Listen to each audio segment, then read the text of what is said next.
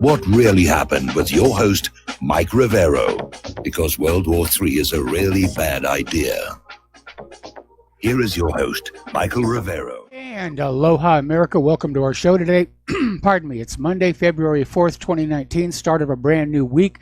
We have got lots to talk about today. The phone lines are open, 800-313-9443.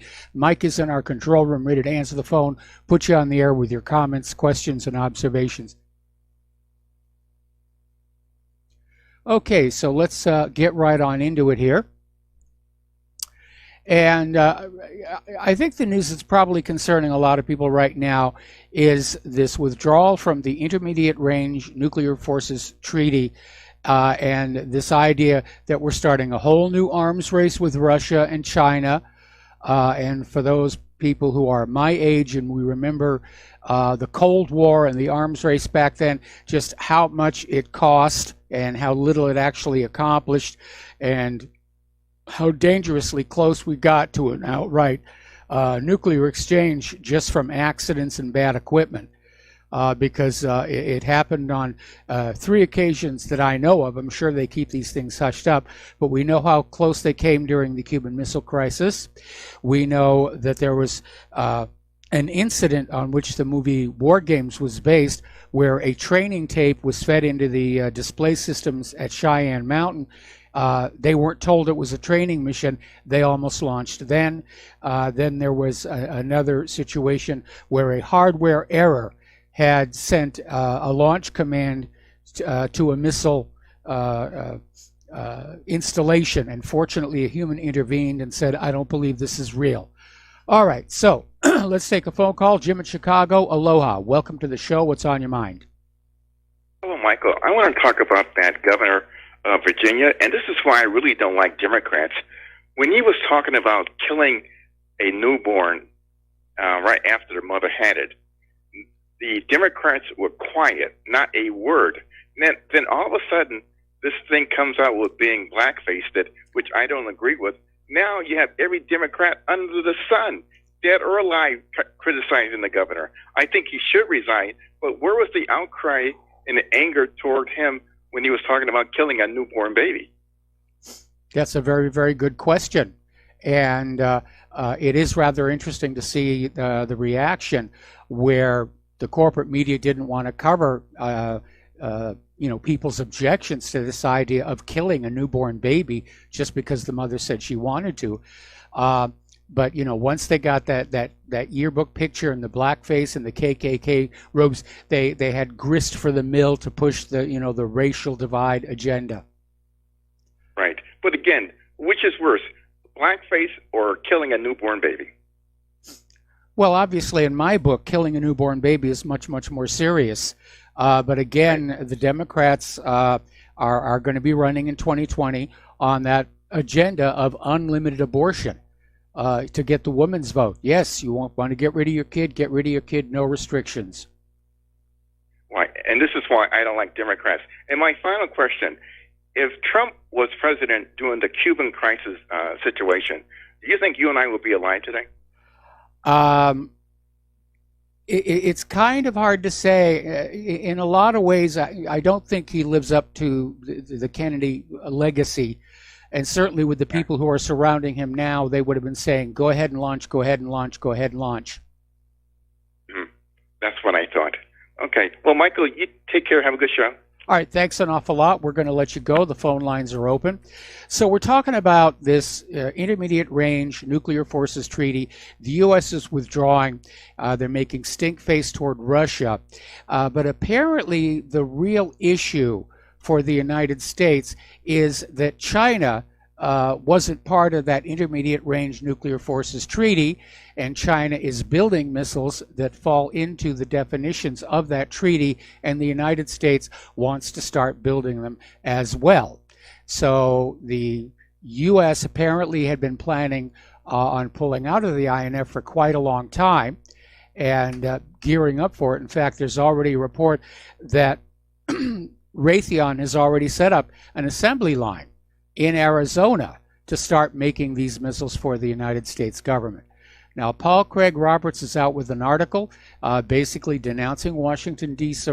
from resurrecting the arms race, putting the world much closer to a horrible accident. And again, this is all the war hawks, the military-industrial complex, the neocons. And, you know, back when Reagan and Gorbachev signed this agreement to destroy all of these land-based nuclear missiles, it was hailed as a tremendous achievement in nuclear disarmament. And back then, everybody thought nuclear disarmament was going to be a really good thing. And it would be. These are really horrible weapons of mass destruction.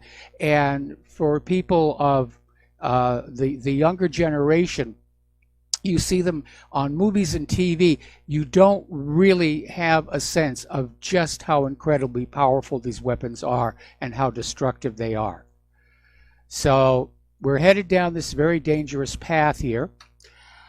And Russia has now responded to the U.S. withdrawal from the INF by pulling out of the INF. Putin is slamming the U.S. for demolishing global security and safety. And Putin is saying that Russia's response will be a mirror response. And the Russian president ultimately blames Washington's years-long systematic undermining of the agreement. And it's not the first one. Don't forget when the United States pulled out of the anti-ballistic missile agreement, and they were already in violation of it with some of their new weapons systems. But everybody's pulled out of the treaty, and these nuclear missiles are going to get built. All right, we're going to do a shout out to our honor affiliates who are just now rejoining our network. So, story coming out of Sputnik News, basically saying that at this point the United States is likely to develop new missiles to counter China. And the primary motivation does seem to be the fact that China was never a participant in the pact. This is coming from Rajeshwari Pillai, who's a senior fellow and head of the Nuclear and Space Policy Initiative Observer Research Foundation. So we're in another arms race. It's going to be very expensive. Of course, it's going to be very lucrative for the weapons companies, these companies who build nuclear missiles. And it's rather insane to think about it. I mean, we're all hoping they'll never actually be used. Meanwhile, Russia has released a photo, a satellite image, of what they say is Raytheon Corporation's plant in Arizona. The photos date back to the 3rd of December of last year and shows a very large assembly complex.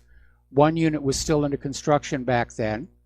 And Russia is claiming that this is where the United States is going to start assembling intermediate-range nuclear missiles. Now, there's a lot of rumblings coming on out from the White House. As you know, tomorrow's the State of the Union address. And there was one report that said Trump is going to reiterate his desire to get our troops out of Syria and out of Afghanistan. But then we have this other story here from Anti-War that Trump is facing growing pressure from the Senate to keep our forces in Syria, to keep our forces in Afghanistan, to maybe send more troops in. And apparently the issue is the concern that Israel has to be protected. Well, you know, Israel can pretty much protect itself. They are a nuclear power. But this is Israel's game. Use the United States, use the Americans to fight their wars for them. Now, Trump is insisting that we're going to be leaving our forces inside Iraq to watch Iran, to keep an eye on those evil Iranians. Like apparently our satellites in orbit can't do the job here. But Iraq's president has basically come out and said Trump has not asked for permission to be in Iraq watching Iran. And President Barham Salih is saying that the U.S. needs to stick to its mission fighting terrorism, and that Iraq really does want the U.S. forces basically to leave at some point. All right, we're going to take another phone call. Tom in Indiana, aloha. Welcome to the show. What's on your mind?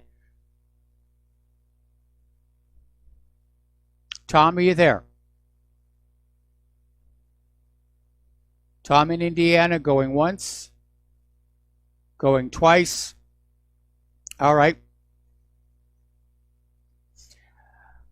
Okay, so let's talk about Afghanistan. We've been stuck in Afghanistan for 17 years, going on 18 years. Basically, it's ground to a halt. The Taliban is gaining ground. At the end of 2001, when all of this was starting, the Taliban was reduced to just a little tiny corner of the country, and slowly, bit by bit, they're gaining ground. And I hesitate to overuse the analogy all that much, but it's another Vietnam. Less jungle, obviously, a lot more mountainous terrain, but we're not winning. And apparently, we're finally starting to get word that there have been negotiations between American officials and the Taliban, which seems to be a tangible step towards ending this war. Now, of course, the U.S. is going to want to get out of Afghanistan without admitting any kind of defeat. They're still going to want that pipeline, which was a major reason for the war. America's drug lords and pharmaceutical industries are going to want a guarantee of access to that opium. That's going to be a major sticking point, because when the Taliban was ruling Afghanistan, they eradicated the opium trade. They thought opium and heroin were very, very bad things. If you were caught with a poppy, they'd take your hand off. A bit draconian, but it did work. And opium production didn't come back to Afghanistan until the U.S. invasion. Okay, let's try and go to Tom now. Tom, are you there? Tom, are you there? Okay, apparently he hung up. Alrighty, well, we're having some technical issues. Okay, so apparently there are going to be more talks in the coming weeks, but I think the argument that's going on inside the halls of power in Washington, D.C. is how to get out of Afghanistan without it looking like we lost that one. Because that would be a serious blow to the continuing war agenda, which still has Iran in its sights. Now, down in Venezuela, yet another Vietnam getting ready to happen, one of their top Air Force generals has defected. He's calling Guaido the new head of state. He's urging the military to follow. My guess is that whatever his price was, it was met. Air Force General Francisco Yanez published a short video on Twitter where he called on Venezuela's armed forces to follow his lead in recognizing Guaido. And notably, General Yanez is identified on public state military information web pages as the Air Force's head of strategic planning, making him the highest military official to break from the Maduro regime in months. All right, we're going to go back to the phones here. Joe in Tennessee, aloha. Welcome to the show. What's on your mind? Hey, Michael, I watched some TV this morning. They're all saying, Trump's got to listen to the intelligence agencies on this. And I'm like, why should he? I mean, Obama weaponized the CIA and all the intelligence agencies against Trump. They came out, 17 American intelligence agencies came out saying that he was colluding with the Russians and the Russians interfered with our election. I mean, they have a very poor history as far as Trump in his own personal experience. I mean, when he was elected president, you had James Brenner on TV. I couldn't believe what he was saying. Here's the CIA director, and he's out on television running his mouth about how the president's a security risk, almost inviting a coup. I just don't understand how something that he's the president of the United States, how he allows this to go on. I mean, he should cut the funding. He should, I guess they'd say that he was interfering with an investigation or so. I think that's the only thing they got holding over his head, because he ought to expose these intelligence agencies. He ought to show who all the reporters are on TV that are getting paid, who in the Senate that are on the payroll or ex-CIA agents. I'd like to know. And he doesn't owe them anything. They've violated the law of sedition. They've tried to they talk about meddling in elections that the Russians did. What did the CIA do in our election and the FBI is doing our elections? I mean, these people need to go to prison. And it's very upsetting. I mean, I'm upset by this. And now, you know, I like what Alex Jones has been talking about, how all these big cuts in the media are happening right now, 2 years after Obama left, when he funded all that money to propagandize the American people. And now because he can only fund them 2 years in advance, now all that government money's drying up. So all these BuzzFeed and all these lefty people that are reporters that nobody would pay to read their swill, they're all having to lay off people because their government money's been drying out, you know? So I would love to see Trump start announcing who these CIA people in our media, Operation Mockingbird exposed, but not Mockingbird overseas, but Mockingbird in the United States. It's very disgusting. Well, Mockingbird always operated inside the United States. They weren't supposed to. CIA is not supposed to be doing anything inside the United States. They're supposed to be external security only. But, you know, the FBI and the CIA cross into each other's territory all the time. Trump could come under fire for outing CIA agents. Remember what Bush went through with Valerie Plame? But Trump does have the authority to start firing some of these top officials. They all serve at the pleasure of the president. The president can say, "I don't like what you're doing. We're going to get somebody else."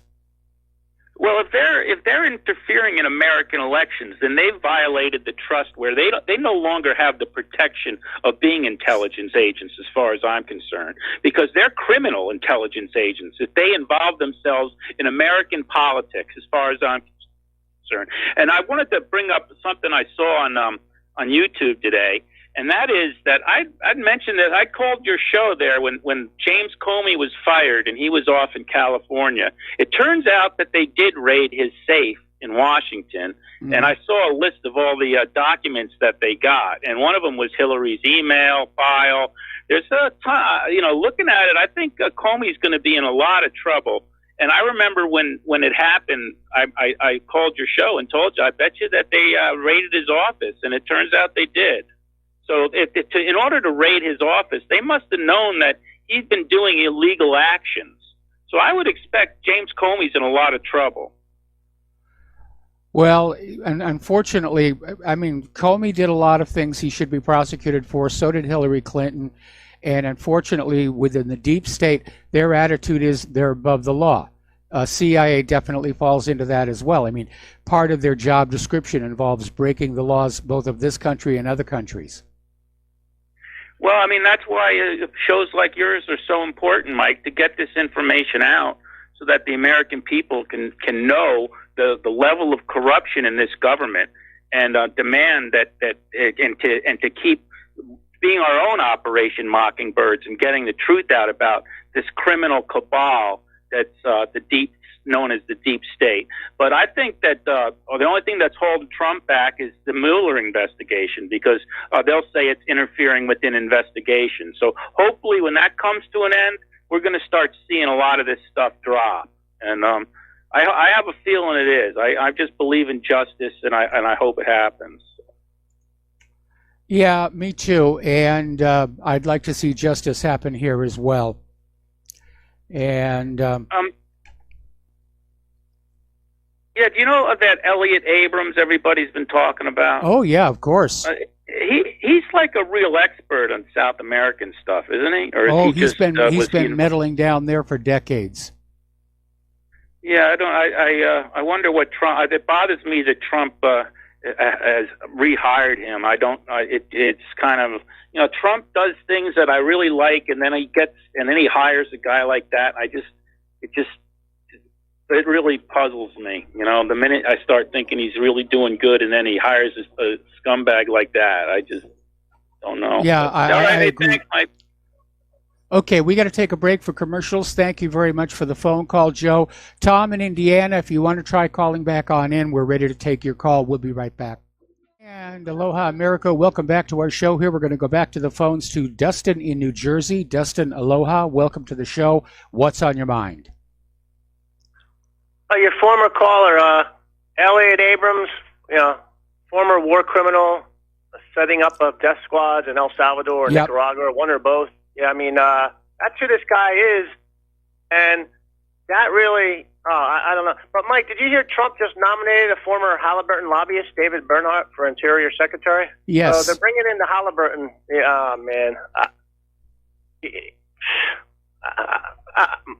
Mike, if nothing happens February 15th with this supposedly national emergency or whatever the heck, it's over with there's nothing else. There's nothing else to look forward to, right? I mean, that's it. I mean, Trump isn't draining the swamp. He's basically opened the door and he's allowing the swamp to ooze right on into the White House. I mean, hey, Mike, did you see that? Well, you talked about from the Venezuela Air Force general, but how old is that video from? Well, it can't be all that old because he talks about, Guaido, and that hasn't been an issue, for more than a month or two. But Guaido was also bred since 2007, they said. So, you know what I mean? So they already had their man. And this Air Force general's living in Colombia, supposedly, from what I hear. Now, that is very interesting. So, like those other so-called Venezuelan defectors, he may not actually be in active service.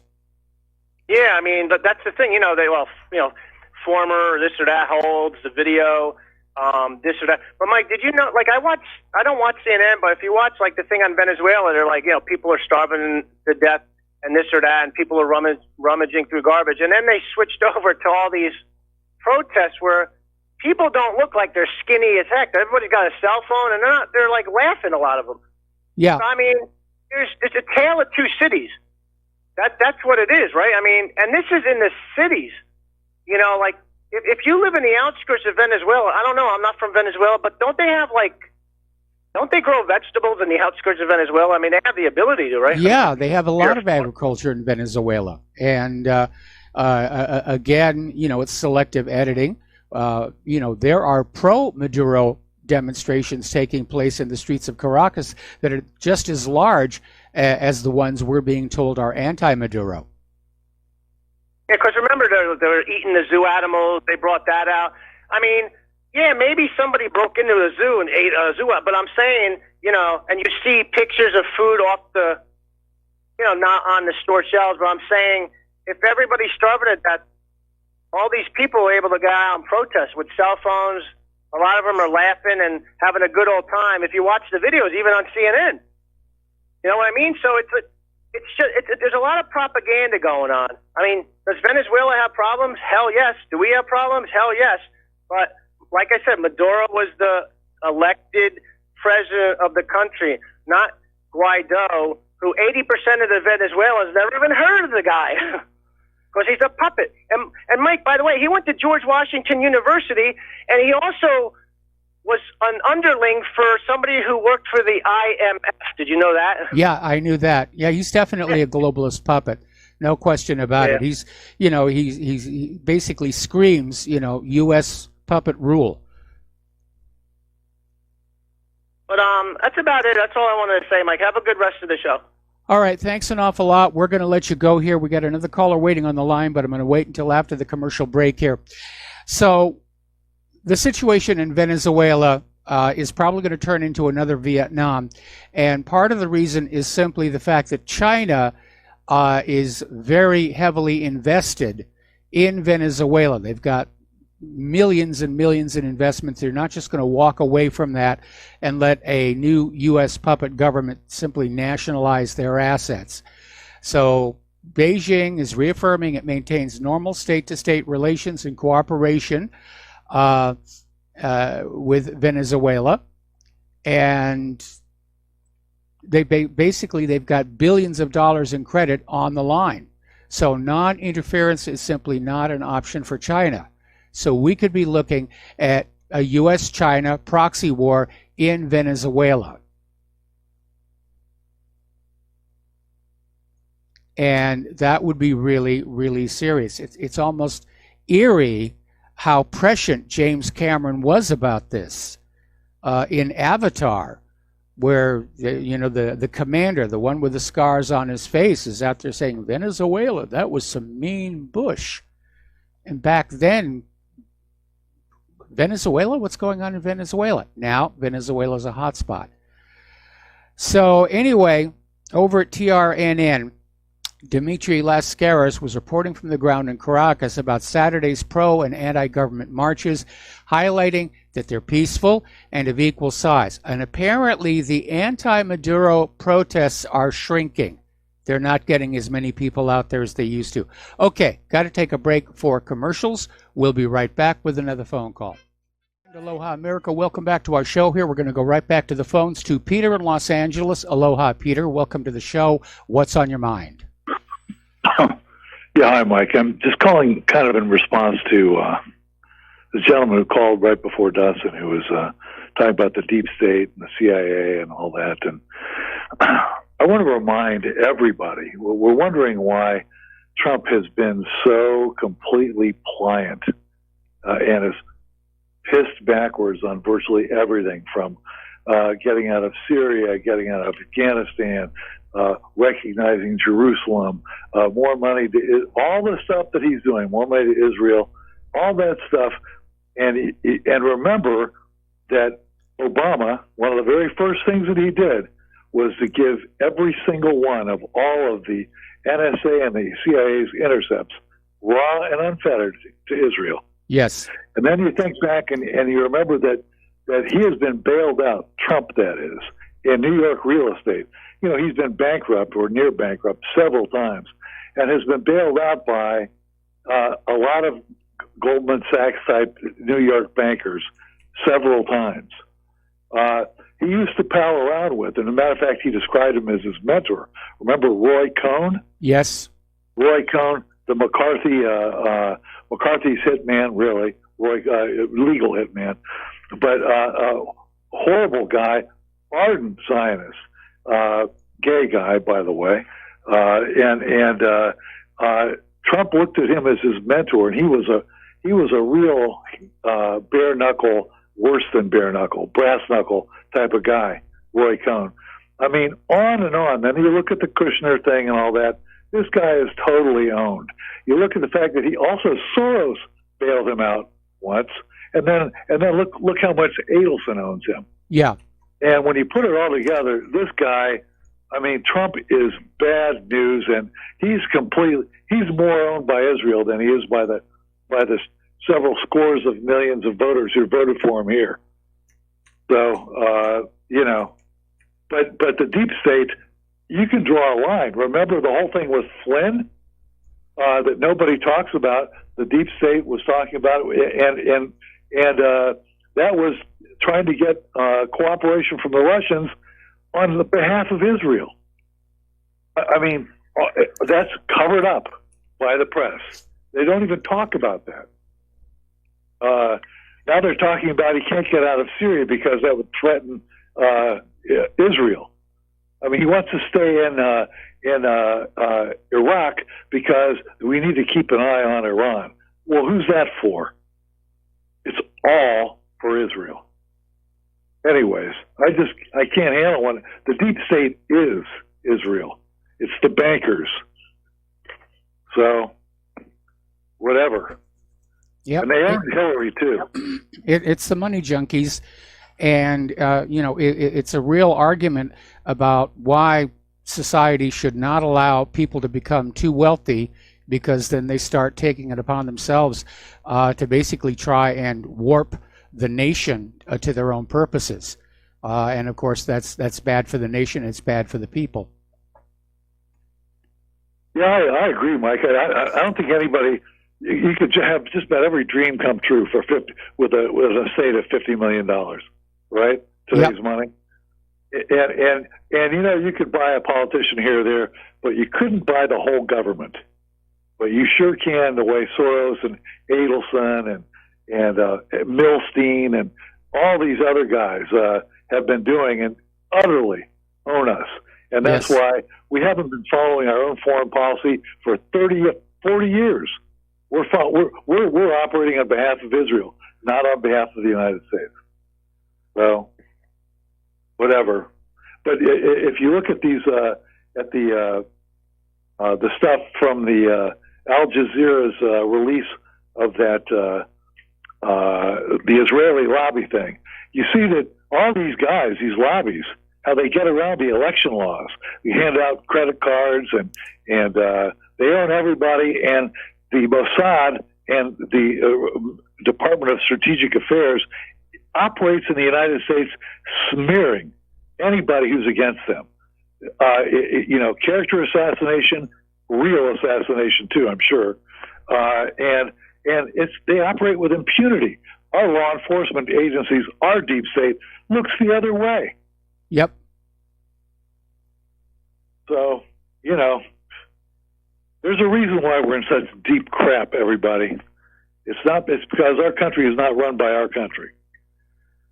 No, we have a puppet government. We have a Vichy government that rules this nation on behalf of another foreign nation. It's no different than when France fell to the Nazis and they put in a French government that was subservient to Germany. We've got the same thing here in the United States. I mean, look at that ridiculous push for these anti-BDS laws, which fly right in the face of the First Amendment, and yet they've got support. I think 26 states have already voted them through. They're considering a national one. Actually, they're backing off on that one because they understand it will never survive a Supreme Court test. But yeah, I mean, they're trying to criminalize any criticism of Israel. They're trying, just like the way they've criminalized questioning the Orthodox account of the history of World War II. Mike, they've been hurling the anti-Semite thing and at people for years. It's really losing its effect because they've done it so much and it's such crap anyways. But now, like you say, since that doesn't work anymore, now they've gone to like a little harder power. Now they're trying to criminalize it, and 26 states has already passed. Now nobody would pass that, no legislator except that were owned. So 26 state legislatures have voted that into law, where you can be fined up to $1 million for participating in BDS, up to $1 million. In South Carolina, it's a criminal thing. 13 more states are pending.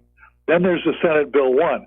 They tried it before. They tried it even with the what was that, Pacific Rim, whatever it was, putting in a bunch of laws in there saying or rules that if you couldn't boycott Israel, that Trump, to his credit, was against. But they'll just keep coming back, and they will. I mean, the laws mean nothing, and the laws work for them and against us. Yes. And by the way, how do you get so rich? Because you know what? You control the laws. Nobody ever goes. They never go to jail. The only person that ever went to jail was Bernie Madoff, and that's because he stole from the wrong people. Yes. And believe me, if it had been one of us, there's tons of these guys that get away with that stuff. But at any rate, that's what I had to say, and it's a sad day. But everybody should see that Al Jazeera documentary on the Israeli lobby and how these people are operating, and they're being listen. A lot of American Jews are acquiescent to this.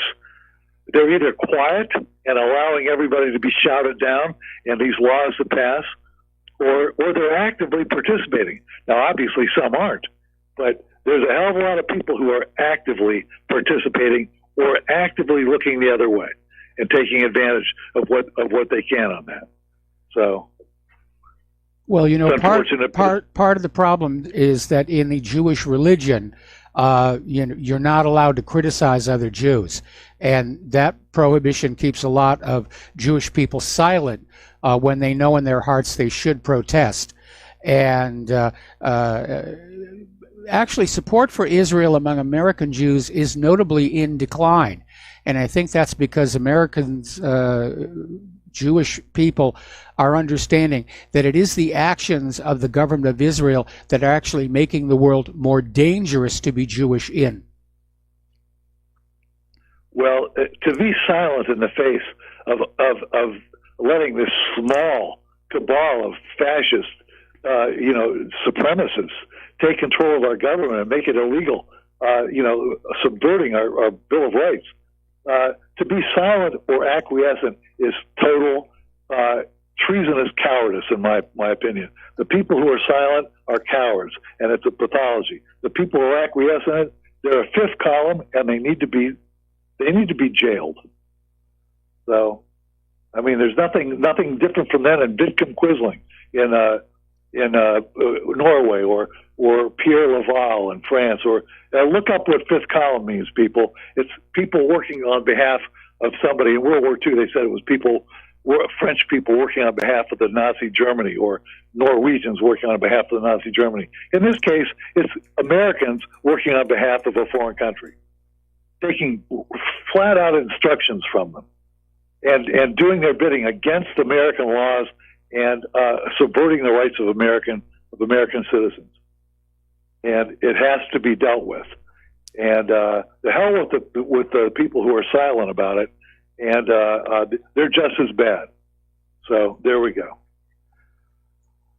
Okay, well, thank you very much for all of that information. Thank you very much for the phone call, and you're absolutely right. It is a real mess, and it's been going on for a very, very long time. I mean, at least all the way back to World War I, and we know how Harry Truman was being controlled by the Zionists, during the creation of Israel.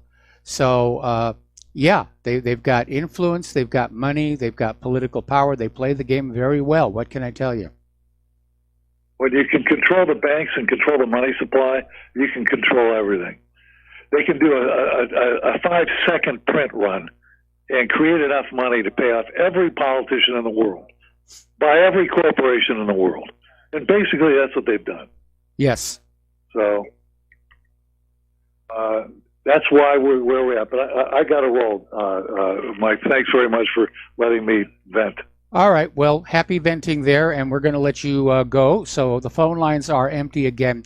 Getting on back down to Venezuela, apparently there are other players that are trying to basically talk to the two sides, Maduro and Guaido, and get them to common terms.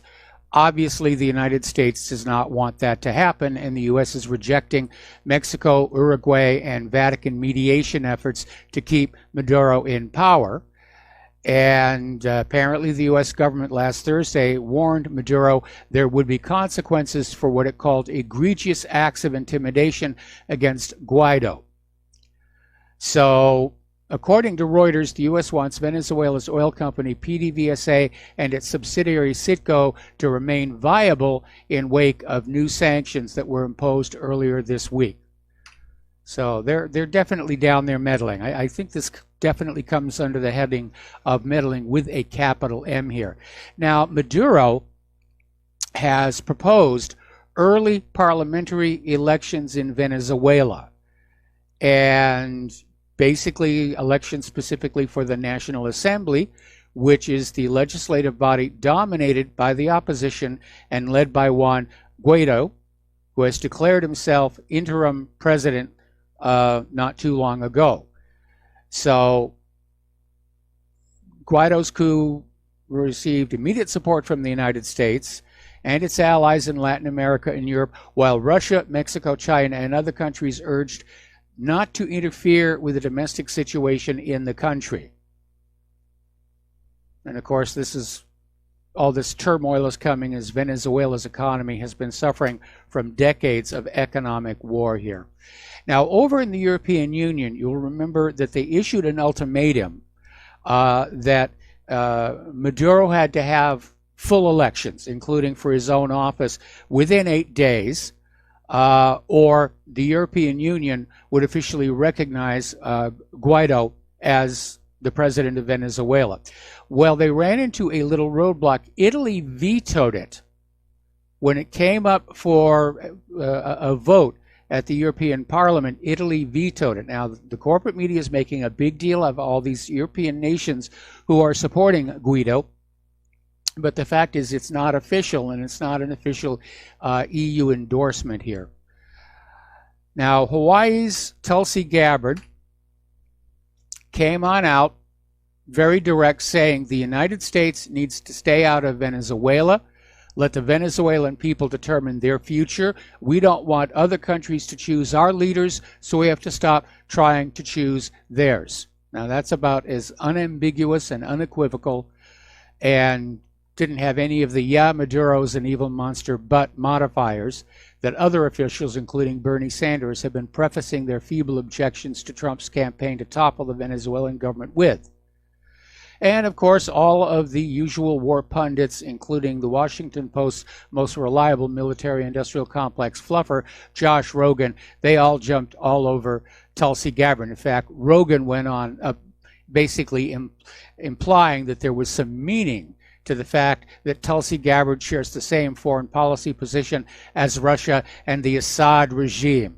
In fact, NBC News is already out there trying to claim that Tulsi Gabbard is being supported by the Russians. And again, that's the corporate media. All right, we're going to take a phone call here. Mike in Minnesota. Aloha. Welcome to the show. What's on your mind? Hi, Mike. I'm a little concerned that our alternative news sources haven't really picked up on the turning of the spotlight by mainstream media concerning this governor of Virginia. You know, they after he said what he said concerning post-birth abortions, that was almost like entirely scrubbed from the internet. Nobody seems to have said anything about what he said after we've got the pictures up. Yes. Just that was a total distraction, and I can't find out why. I'm trying to understand how come any of our alternative media sources aren't picking up on this. Well, we've been talking about it. We were talking about it with one of our callers a little bit earlier in the show, and it's like I said, I view the killing of a newborn baby as being far more serious than blackface and a KKK robe that were being worn apparently as, you know, costumes. Yes, exactly. I just, you know, essentially, the alternative media should just be pounding this at mainstream media. You know, this is really what the guy felt. And this is really okay, all of a sudden Mike. how the pictures were and stuff. Yeah, Mike, I got to let you go. We got to take another break for commercials. We'll be right back. Aloha, America. Welcome back to our show here. And apparently, middle of last week, a bipartisan group of 8 House lawmakers introduced 2 bills to make it more difficult for the Trump administration to withdraw troops from Syria and South Korea. Now, the bills were introduced by freshman representatives Tom Malinowski and Van Taylor, and basically would limit the funds the administration may use to transport the troops out of the country and bring them back home or someplace else. Of course, this is largely symbolic because you'd have to have, first of all, a full floor vote. Then you would have to have the Senate vote on the same bill and agree with it. Then it would have to be signed by the president. And that's just not going to happen. But it is rather amazing to see this Congress, which is normally so rancorous across the aisle. When it comes to the wars, boy, are they bipartisan then. Near unanimous here. Okay, we are now seeing new propaganda, and this is probably coming on out in support of Trump's decision to send more troops into Iraq to watch Iran. This came out of the Jerusalem Post, claiming that members of Hashd al-Sha'abi, the Iranian-backed Shiite militias in Iraq have been warning U.S. troops near Mosul against provocations. This was in a video posted over the weekend.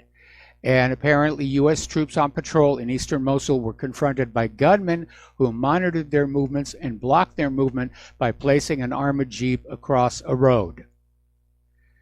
And again, the timing, I don't think, is a coincidence here.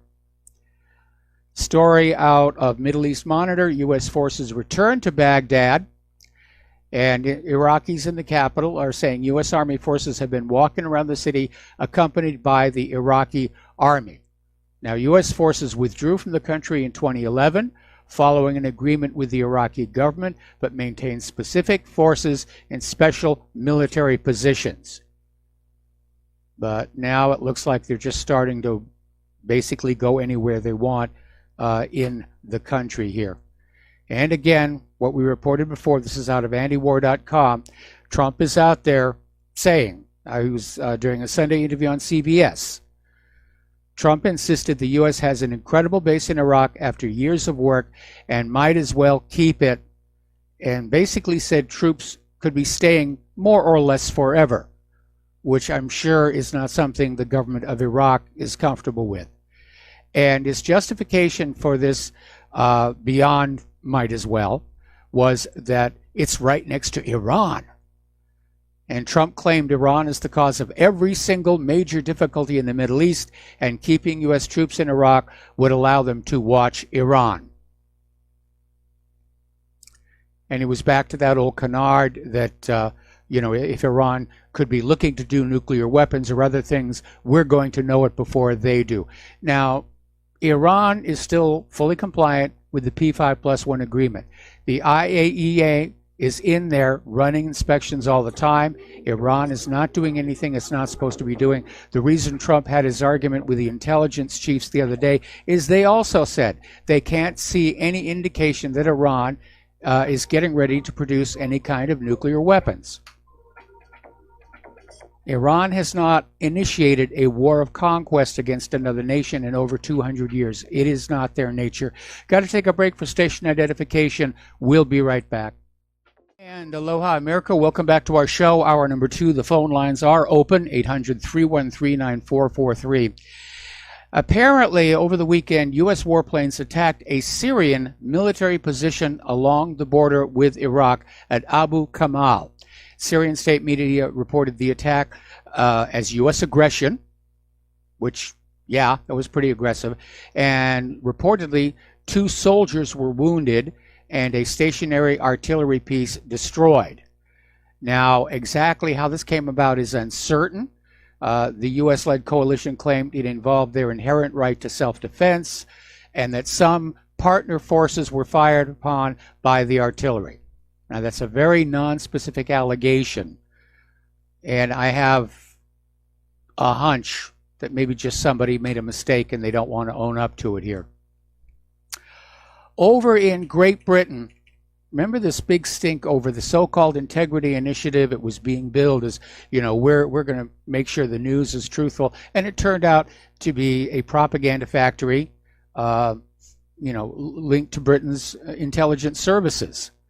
And as of right now, as of today, the Integrity Initiative has wiped its website and locked its Twitter account over what they're calling an investigation into the theft of data.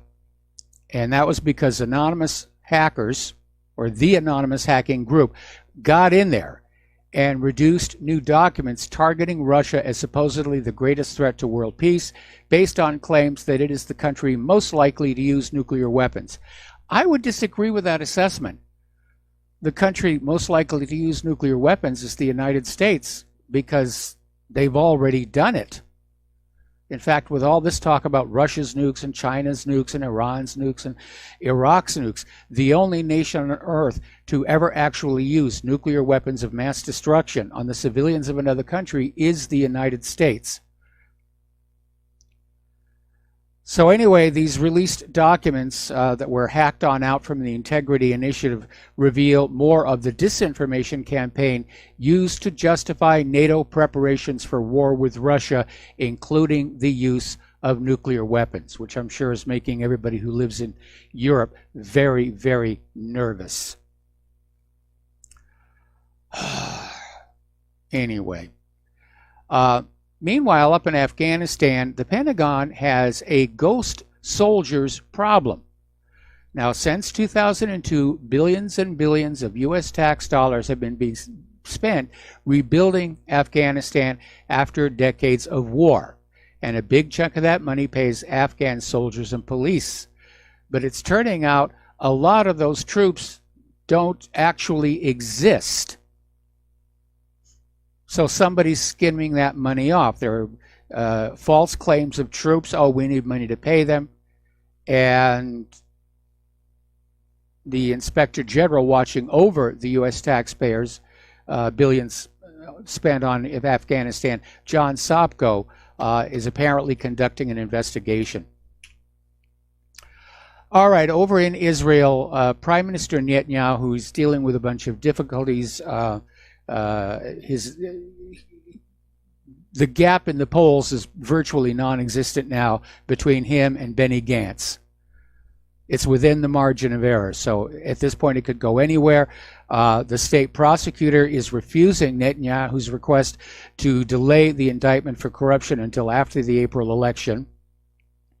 And insiders are saying that the indictment is solid and there will, in fact, be a conviction. But Netanyahu is out there basically talking the war party. And he said that the general election campaign would not stop the government from Israel from bombing the Gaza Strip or Iran. So Netanyahu is out there saying if calm is not maintained in Gaza, Israel will not hesitate to move against it even during the election period. I also have a message to the tyrants in Tehran. Israel will continue moving overtly to protect its future.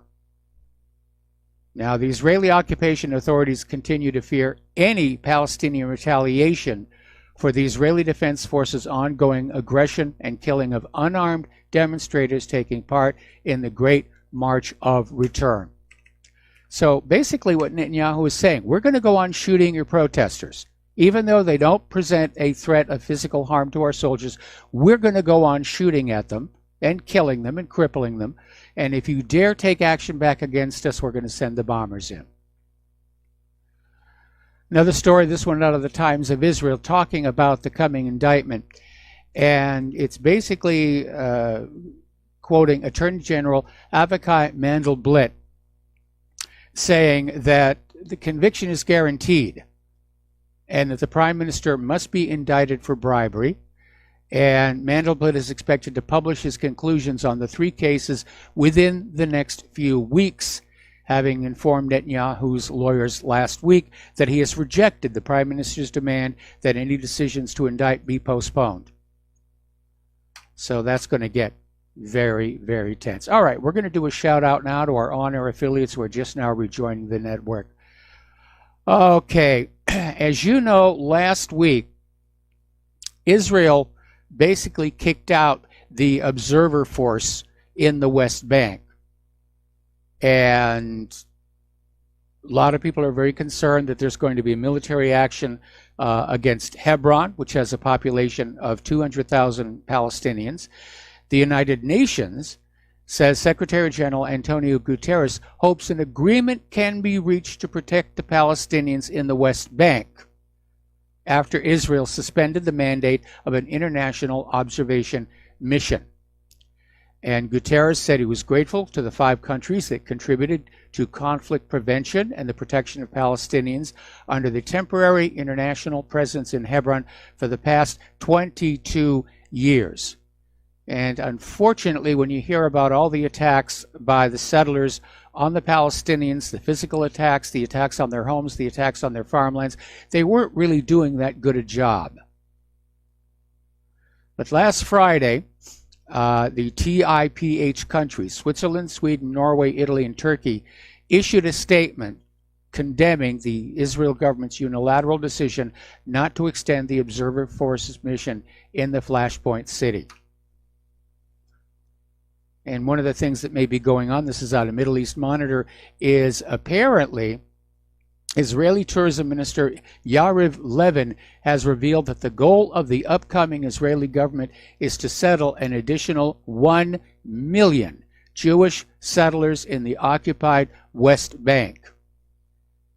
This was reported in Quds Press. And the Arabic site said Israeli news website 0404 revealed that Levin made his remarks during a meeting with the chairman of Samaria Regional Council, Yossi Dagan, in the occupied West Bank. And apparently in this meeting they agreed on reinforcing settlement, accelerating building, and creating a situation where settlement does not grow but develop very fast to meet the needs of the settlers and the developing settlement. All of this, of course, is completely illegal under international law.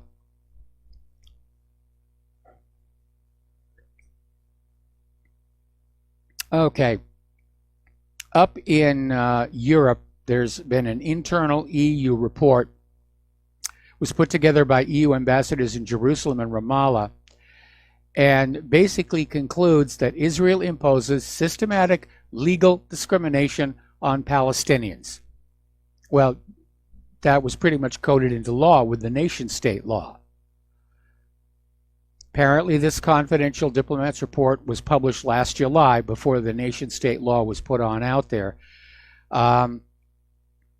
But supposedly was intended to serve as input for Brussels and the EU in forming their Middle East policy. Okay.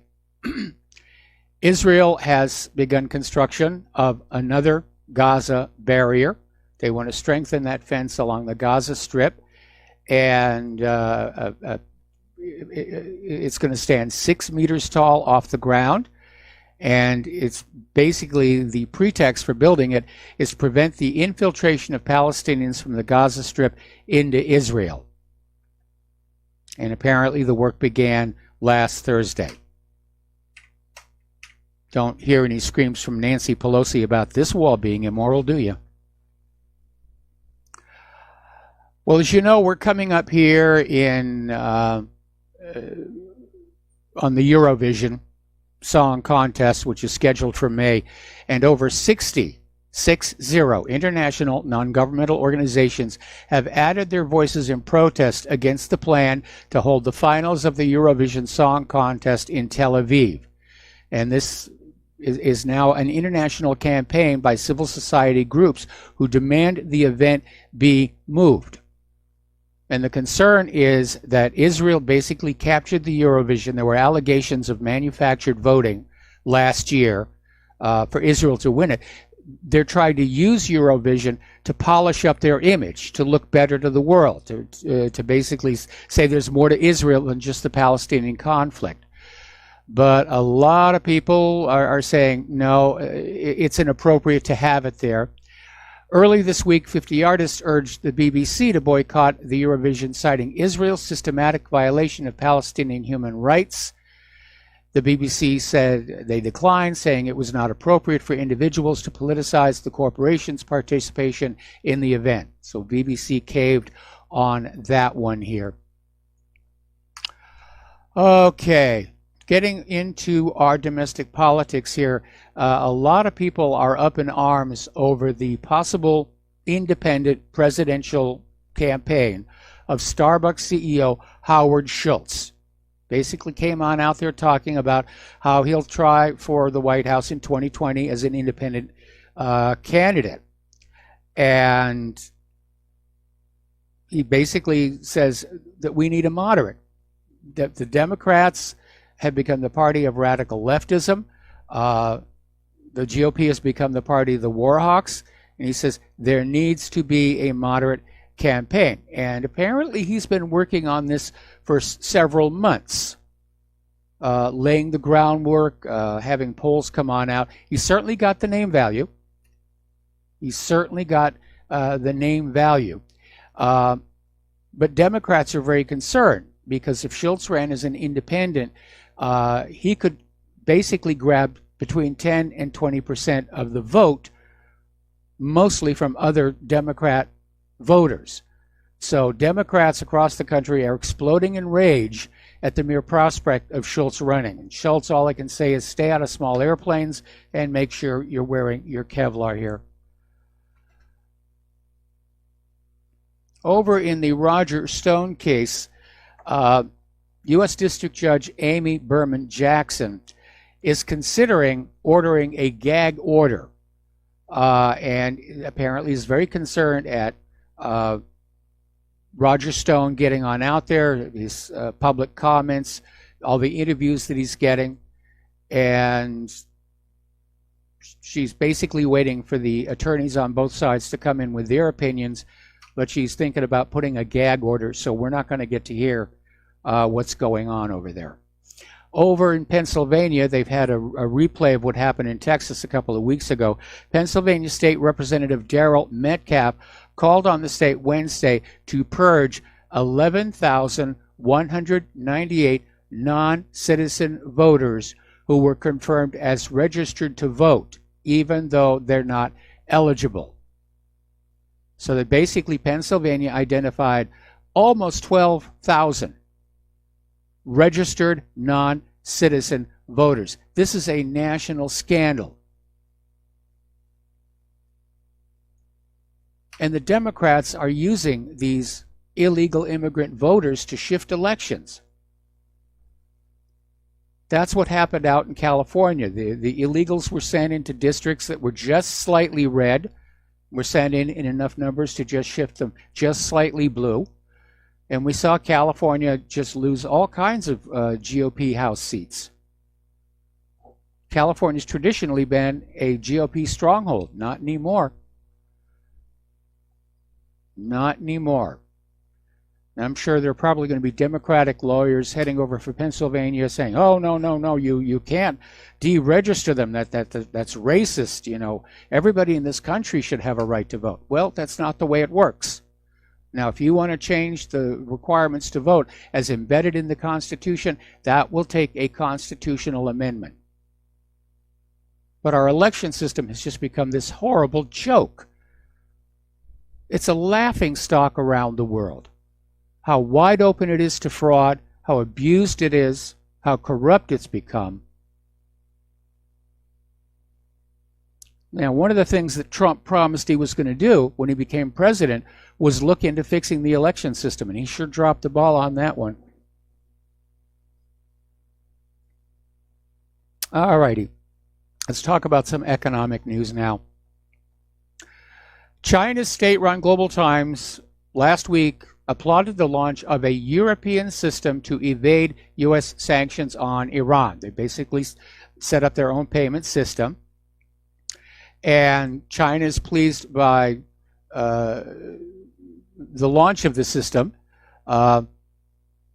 It's pleased by the damage it could inflict upon U.S. sanctions against China, Venezuela, North Korea, and other countries. And the Chinese saluted France, Germany, and Britain for moving toward a day when the U.S. dollar is no longer the world's dominant currency, and perhaps Chinese money will take its place, which a lot of experts are predicting, that ultimately the yuan is going to be the dominant currency. And we all saw this coming when the United States weaponized the dollar, and I think we just had an earthquake. Just a little one. Anyway, when the U.S. weaponized the dollar, they weaponized that SWIFT system in order to basically use the dollar as a club on other countries. And they started sanctioning here and sanctioning there and it was inevitable. The rest of the world would going to reform economically around that dollar to take that power away. Alrighty. Apparently, Venezuela is concerned about being able to hang on to its gold inside its own country, looking at a pending U.S. invasion. They probably remember what happened over in Libya, where following the killing of Muammar Gaddafi, the gold that was supposed to back the gold dinar left Libya, and nobody's really sure where it went. So apparently Venezuela has begun shipping 18 tons of gold to the United Arab Emirates. That's about 11% of Venezuela's current gold reserves, and follows the export last year of $900 million worth of unrefined gold to the UAE and Turkey. Meanwhile, of course, Great Britain is still hanging on to Venezuela's gold, which is actually causing a lot of people to say, we're not sure we can trust the Bank of England any longer if they're going to play games like this. Now, earlier I was talking about this story where the U.S. has said they want Venezuela's state-owned oil company and its subsidiary Citgo to remain viable during the transition. That may take a little bit of help because Citgo, which, by the way, refines 5% of the gasoline we use here in the United States, is looking at bankruptcy. And the Wall Street Journal is reporting in order to protect its operations, Citgo Petroleum is considering various options. Now, Citgo is among the largest refiners in the United States and weighing its options. What is it going to do as the U.S. starts to meddle in Venezuela? And anybody who's doing business across that border, inside Venezuela or with Venezuela, ought to be having some strategy meetings right now. How is this all going to impact us? Okay, apparently, roughly $145 million worth of cryptocurrency funds are frozen in the cold wallet of a Canadian cryptocurrency exchange portal after the death of its owner. And apparently, he was the only one who had the password. And so they don't know what they're going to be able to do about that. But this is from Quadriga CX. All right, we'll be back right after these commercials. And aloha, America. Welcome back to our show. Now, General Motors will be laying off at least 4,000 of its white-collar workers in Canada and America, most of them in the U.S., starting next week. And the layoffs are just a small component of the corporation's mass layoff scheme of 14,700 workers in North America, including at least 3,300 factory workers. Meanwhile, GM is ramping up production of its electric cars in China. So remember when there was the automotive bailout and all these car companies got all this taxpayer money? Well, there's gratitude for you. And by the way, as a footnote, car makers are not having a good time at the start of 2019. It's doing just as bad as it was 2018. And the U.S. auto sales are described as abysmal. Okay, we're going to take a phone call from Mike in Kentucky. Aloha. Welcome to the show. What's on your mind? Well, I think you said you felt an earthquake there in Hawaii, huh? Somebody told me you tripped over a volcano. I was just wondering. Well, did you, wait a minute, did you crack a toe? Oh, good. Okay, sorry. Groan. Did you? Oh, sorry. So that was you think that was the rumbling there of? Well, I just felt the building sway, and I don't know. It may have been a big truck, but to me, it felt like there was a quake. I'm not seeing it on the USGS site yet, but sometimes it can take them a while to get these things up. So little tiny ones, yeah, and it could have been a dump truck. I mean, the trash truck down the street dropped the dumpster a little hard. Well, maybe, but there was definitely a sway here, and I'm going to be taking a good look at this. And well, yeah, an interesting when they don't detect stuff. What the heck could it be? You know? Well, but, I don't know. Maybe the military are digging a tunnel through the middle of the island. They do like to bore down. That's entirely possible. I had a local person kept telling me they were aggravated as they could be because they kept hearing these low hum, you know. And I said, well, could be the factory's installed some kind of new, you know, ventilation system down at the plastics factory, and it's creating a low frequency rumble or something like that. You know, you just don't know unless you get somebody with a spectrum analyzer to try to find it. But now there's all kinds of rumors, like you're saying, of boring machines running tunnels underneath of all over the place. Well, I mean, there's no rumors. I mean, it's no secret. The military, because we are such a small island, they like to dig down. They actually had an underground hangar to assemble warplanes with during World War II. That's still out there. There's the whole Red Hill complex. Yeah, the movie Snowden depicts one of these massive World War II underground complexes where the servers were at that he was using, I guess. But great place to put them. I guess they're less prone to getting zapped by electromagnetic pulse or cosmic rays that supposedly we're experiencing more of. And there's that whole Svensmark controversy about whether or not terpenes from not deciduous, what are they called? Alpine evergreen type trees put off these terpenes that may be seeds for clouds when they get hit by cosmic rays. Have you studied that? CERN did an experiment where they showed that cosmic rays do trigger cloud formation and doesn't even require the terpenes. And of course, when they published the study, they deleted the section where it said, this affects global warming this way, because obviously more clouds mean less warming.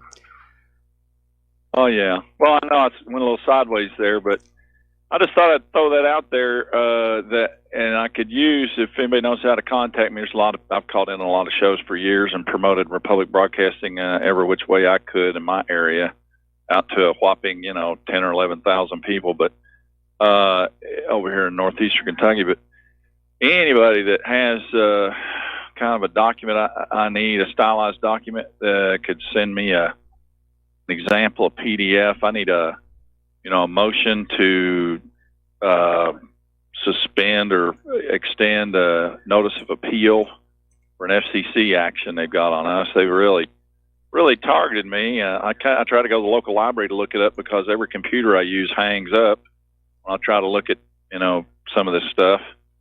And the computer I had checked out crashed, and they wouldn't let me check out another one because it still showed me logged in. So, well, you're just having a terrible time. I'm having a fun time. Yeah, I've got like the 28th, I need to get something before the commission and the D.C. Court of Appeals. So if anybody knows any communication lawyers that are twiddling their thumbs and would like to send me something under the table, I can file it. And what I've heard is due to tort reform, no lawyers want to fool with anything because the loser has to pay. So if I'm already $144,000 in a hole, I figure another $500 or $1,000 to file this appeal. What the heck, Well, I wish you luck, and I wish you luck with whatever the FCC is doing to you. But we've got to take another break here for commercials. I know. Thank you very much. We're going to let you go. Bye. We'll be right back after these words from our sponsors. Aloha, America. Welcome back to our show here.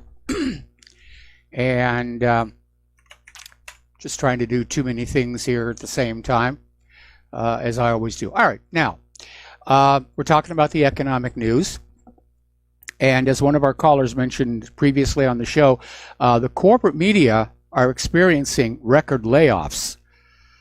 And the reason is very simple. Nobody likes a liar.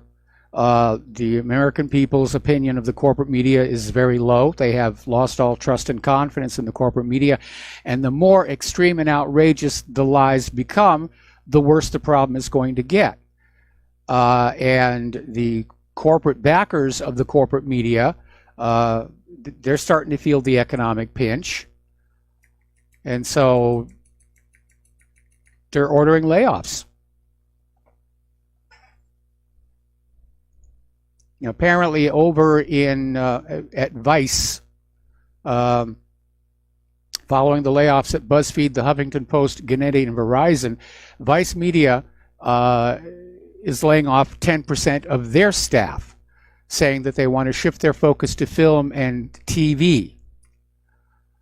So the cuts will involve about 250 people and are part of new CEO Nancy Dubuc's strategic plan to cut back on spending and achieve profitability.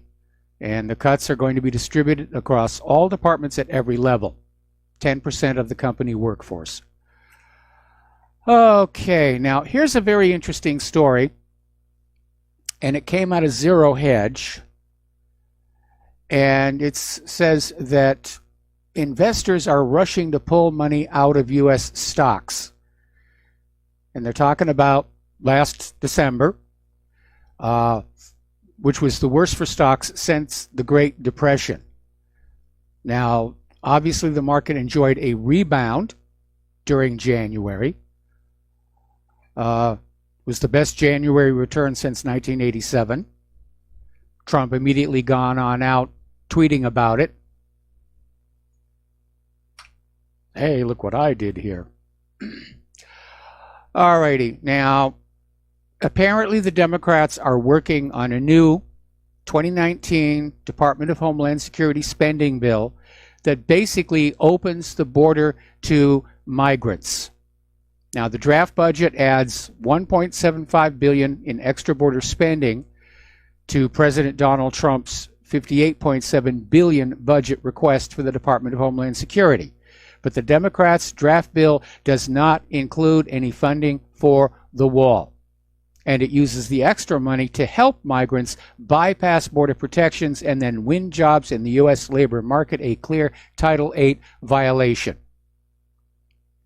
So Nancy Pelosi is still out there saying not $1 for a wall, not $1 for a wall, which means when we come up on the 15th, Trump is either going to have to declare a national emergency and build the wall, or we're going to see another government shutdown. Now, again, there is some buzz that in tomorrow's State of the Union speech, he's going to make an announcement about the border wall.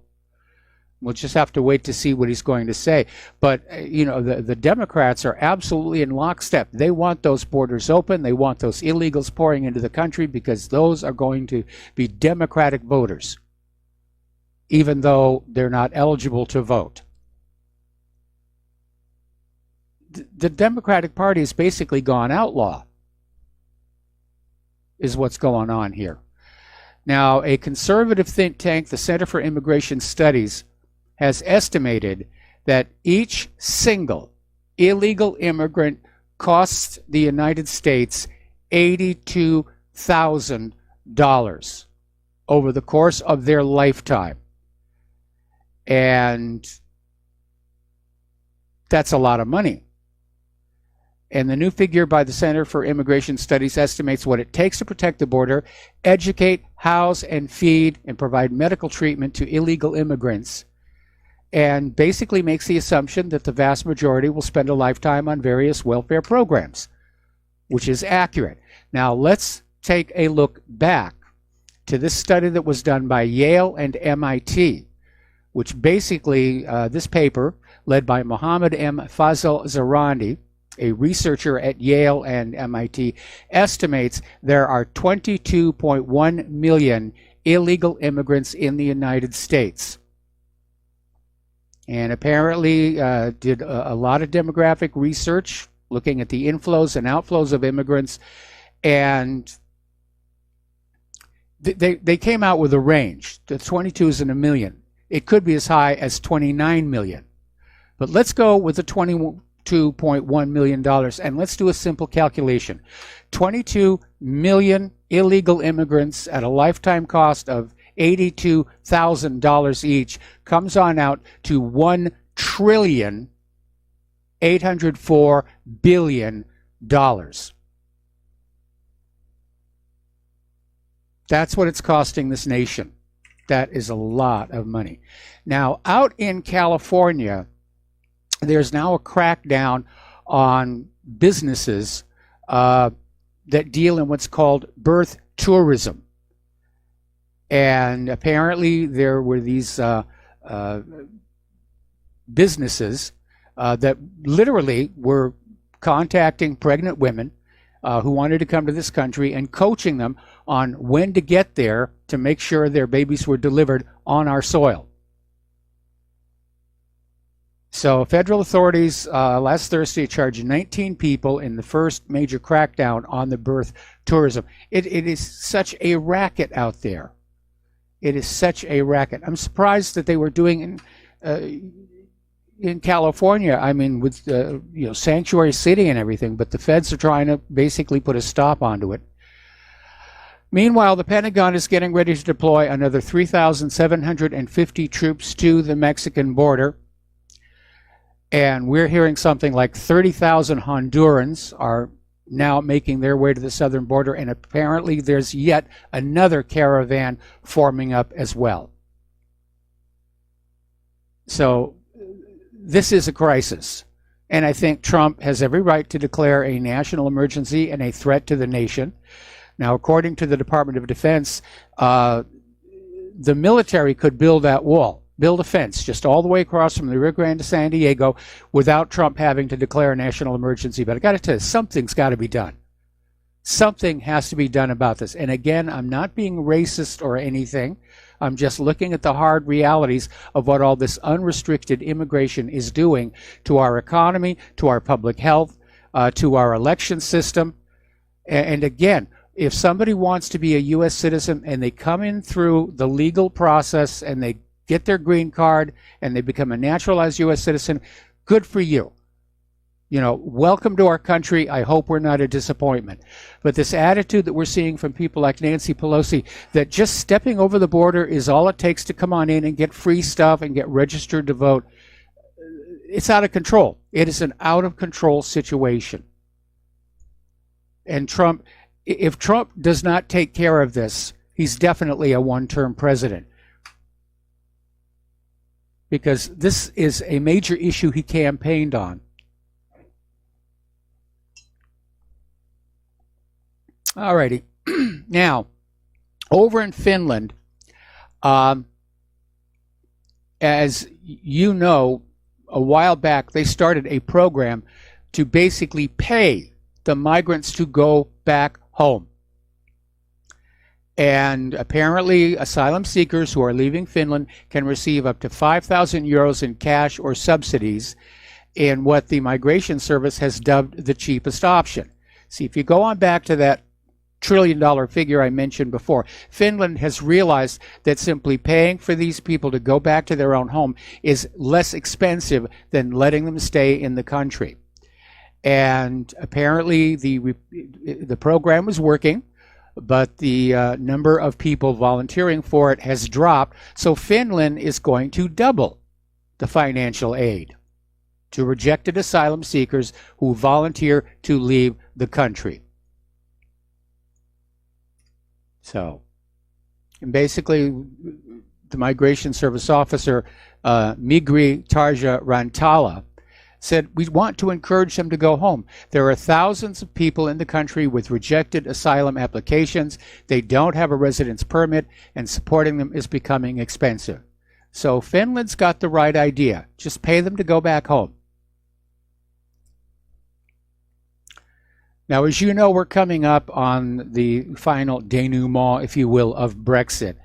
And the Remainers are still out there desperate to find some way to derail it, to keep Great Britain as part of the European Union, basically keep them enslaved to the European Central Bank and to Brussels. But apparently, over in Italy, things are getting a little tense out there.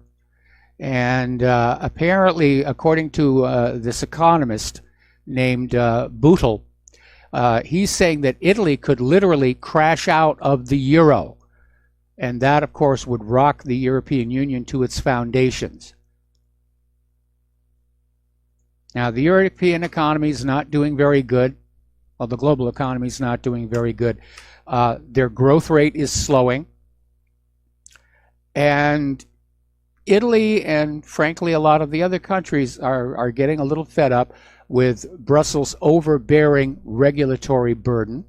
Some of it which is really silly. I mean, the EU's got rules for, what size produce must be in the produce section shelves. Anyway. Alrighty, over in South Dakota, if you are a gun lover, good news. South Dakota is now the 14th state to pass constitutional carry. Oklahoma is likely to join very, very soon. Governor Fallin vetoed constitutional carry in Oklahoma in 2018, but now Oklahoma has a new governor, and it looks like the Oklahoma legislature is going to pass the bill. So they've got constitutional carry in those states, and I'm sure the gun grabbers are going to be out there saying, oh, quick, we've got to get a patsy to shoot up a school there or something. Get this turned around here. So let's get on down to this governor in Virginia. And first of all, the good news, that bill that would have authorized literally post-birth abortion, it didn't even get out of committee. It's not going to the floor for a vote. It's basically dead on arrival. But what this governor said, Governor Ralph Northam, and this guy, before he became governor, he was a pediatric neurologist. He's a doctor. He's supposed to respect the sanctity of life. But apparently he is still being picketed by Virginia Democrats, or rather by pro-lifers, calls for his resignation. Now, one reason that Northam may have gone along with this is apparently when he decided to run for the governor of Virginia in 2017, Planned Parenthood donated nearly $2 million to his campaign. And basically, Northam campaigned on the right to an abortion, and I understand there are needs for abortion, but in the third trimester at the moment of birth, no, that's completely unacceptable. Now, let's talk about that yearbook page. This is a page, probably you've already seen it by now on the news, was a page from the medical school yearbook where Ralph Northam basically studied. And apparently this photo was made public by an ex-classmate who got very angry about Northam's abortion remarks, as I'm sure so many of you did. So that's where the photo came from. Northam is now saying that while those photos are on the page with his picture, that he is neither of the individuals in the picture, which is a little hard to believe, but given how poor quality the picture is, you can't really tell. But that's basically what he's saying. He has admitted that he did wear blackface once for a Michael Jackson dance competition. But he's saying that the man in blackface on the yearbook photo and the man in the case, he's not either of those individuals. And that other caller was absolutely right. I mean, look at the media spotlight. Oh, they went to town on this. Oh, it's racism. It's the KKK. It's blackface. They're at the point right now where they're even criticizing the chimney sweeps in Mary Poppins because they're wearing blackface. No, they don't. It's soot. It's something that happens during the job. It's really gone completely over the top. But apparently, Northam is trying to rebuild his support base among Virginia Democrats. He is saying he is not going to resign, but there's definitely a firestorm around him. And he's basically lost support from virtually the entire state Democratic Party and key allies. And apparently he was being asked to resign only last Friday. Now, let's put a little perspective on this. This photo of these people in these costumes, and that's exactly what they were. This photo was taken 30 years ago. And I probably would not have chosen either costume 30 years ago. But it is getting rather ridiculous how people are being destroyed over things they did 30 years ago, which back then weren't that big a deal. And let's be honest about that. Now, I understand if you want to criticize somebody for something like racism today, go ahead and do it. But to go digging through somebody's past, just looking for things to be offended by, that's a very liberal thing to do. I mean, we've all lived our lives, and I'm sure that anybody digging through anybody else's background, you're going to find things which in today's sensibilities are highly questionable. And you can stand up and say, look, I found one. I'm offended. I'm offended. I've scored a victory here. But what that says about our national character is very dark. All right. We've got to take another break for commercials, and we'll be right back. Aloha, America. Welcome back to our show here. We've been talking about this terrible abortion law in New York that was passed and signed. An equally terrible, in fact, even slightly worse bill, which failed to get out of committee in Virginia. And now apparently Vermont is getting ready to come out with an abortion bill that says an abortion under any reason at any time. And I mean, I'm surprised that Vermonters would go along with that. And I'm trying to figure out what's going on. What is the agenda here? And again, I don't know that the laws are really going to have that much of an effect. I can't imagine a woman carrying a baby for 9 months and then at the last second say, I want to get rid of it. Now, as that caller the other day called on in and said there could be a serious birth abnormality, those tend to show up much earlier in the pregnancy on the ultrasounds. So why all of a sudden this push to have an abortion right up to the moment of birth? And we know obviously Planned Parenthood is involved in this because they gave the Virginia governor $2 million for his campaign. So they've got to be looking at, and basically in his radio interview, he said, yeah, they were going to put the baby down and commence immediate organ harvesting. So Planned Parenthood is involved in this somehow. Going to make a fast buck here. Okay. Over in Eugene, Oregon, at the Cascade Middle School, there was this armed Antifa member got into a custody dispute when police showed up to escort the man off campus. Apparently he just went completely nuts and tried to evade them. And apparently Landeros reached for a concealed handgun, and the situation went from bad to worse. So he was shot and killed right there.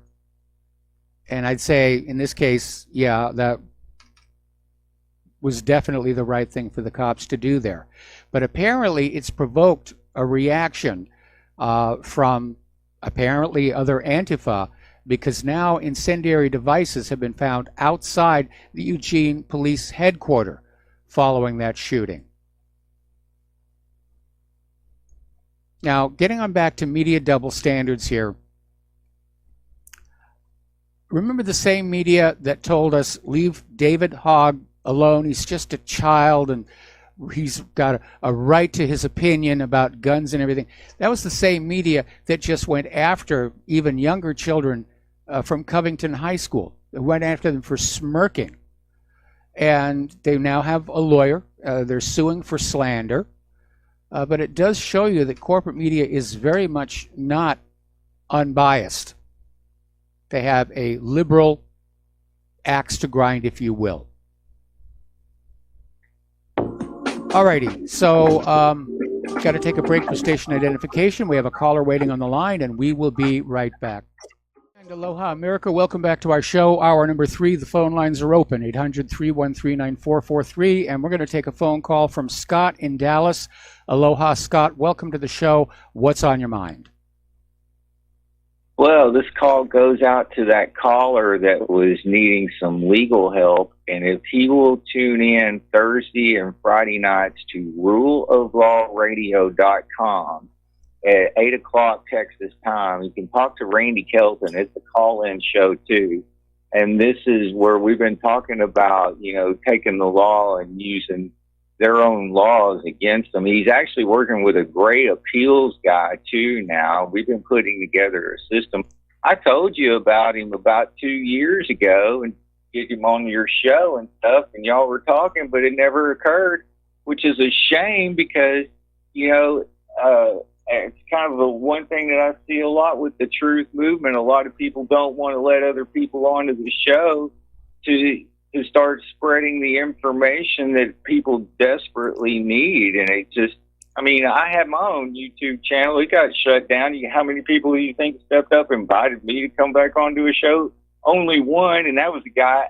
He created a show after I got deleted and scrubbed from the internet because he was wanting to get me back on just to, hear what we had to say, because we're taking their own laws and using them against them. It's their code. Okay, well, But Scott, like I said, Scott, okay, give us the dates, the time, and the name of the show one more time.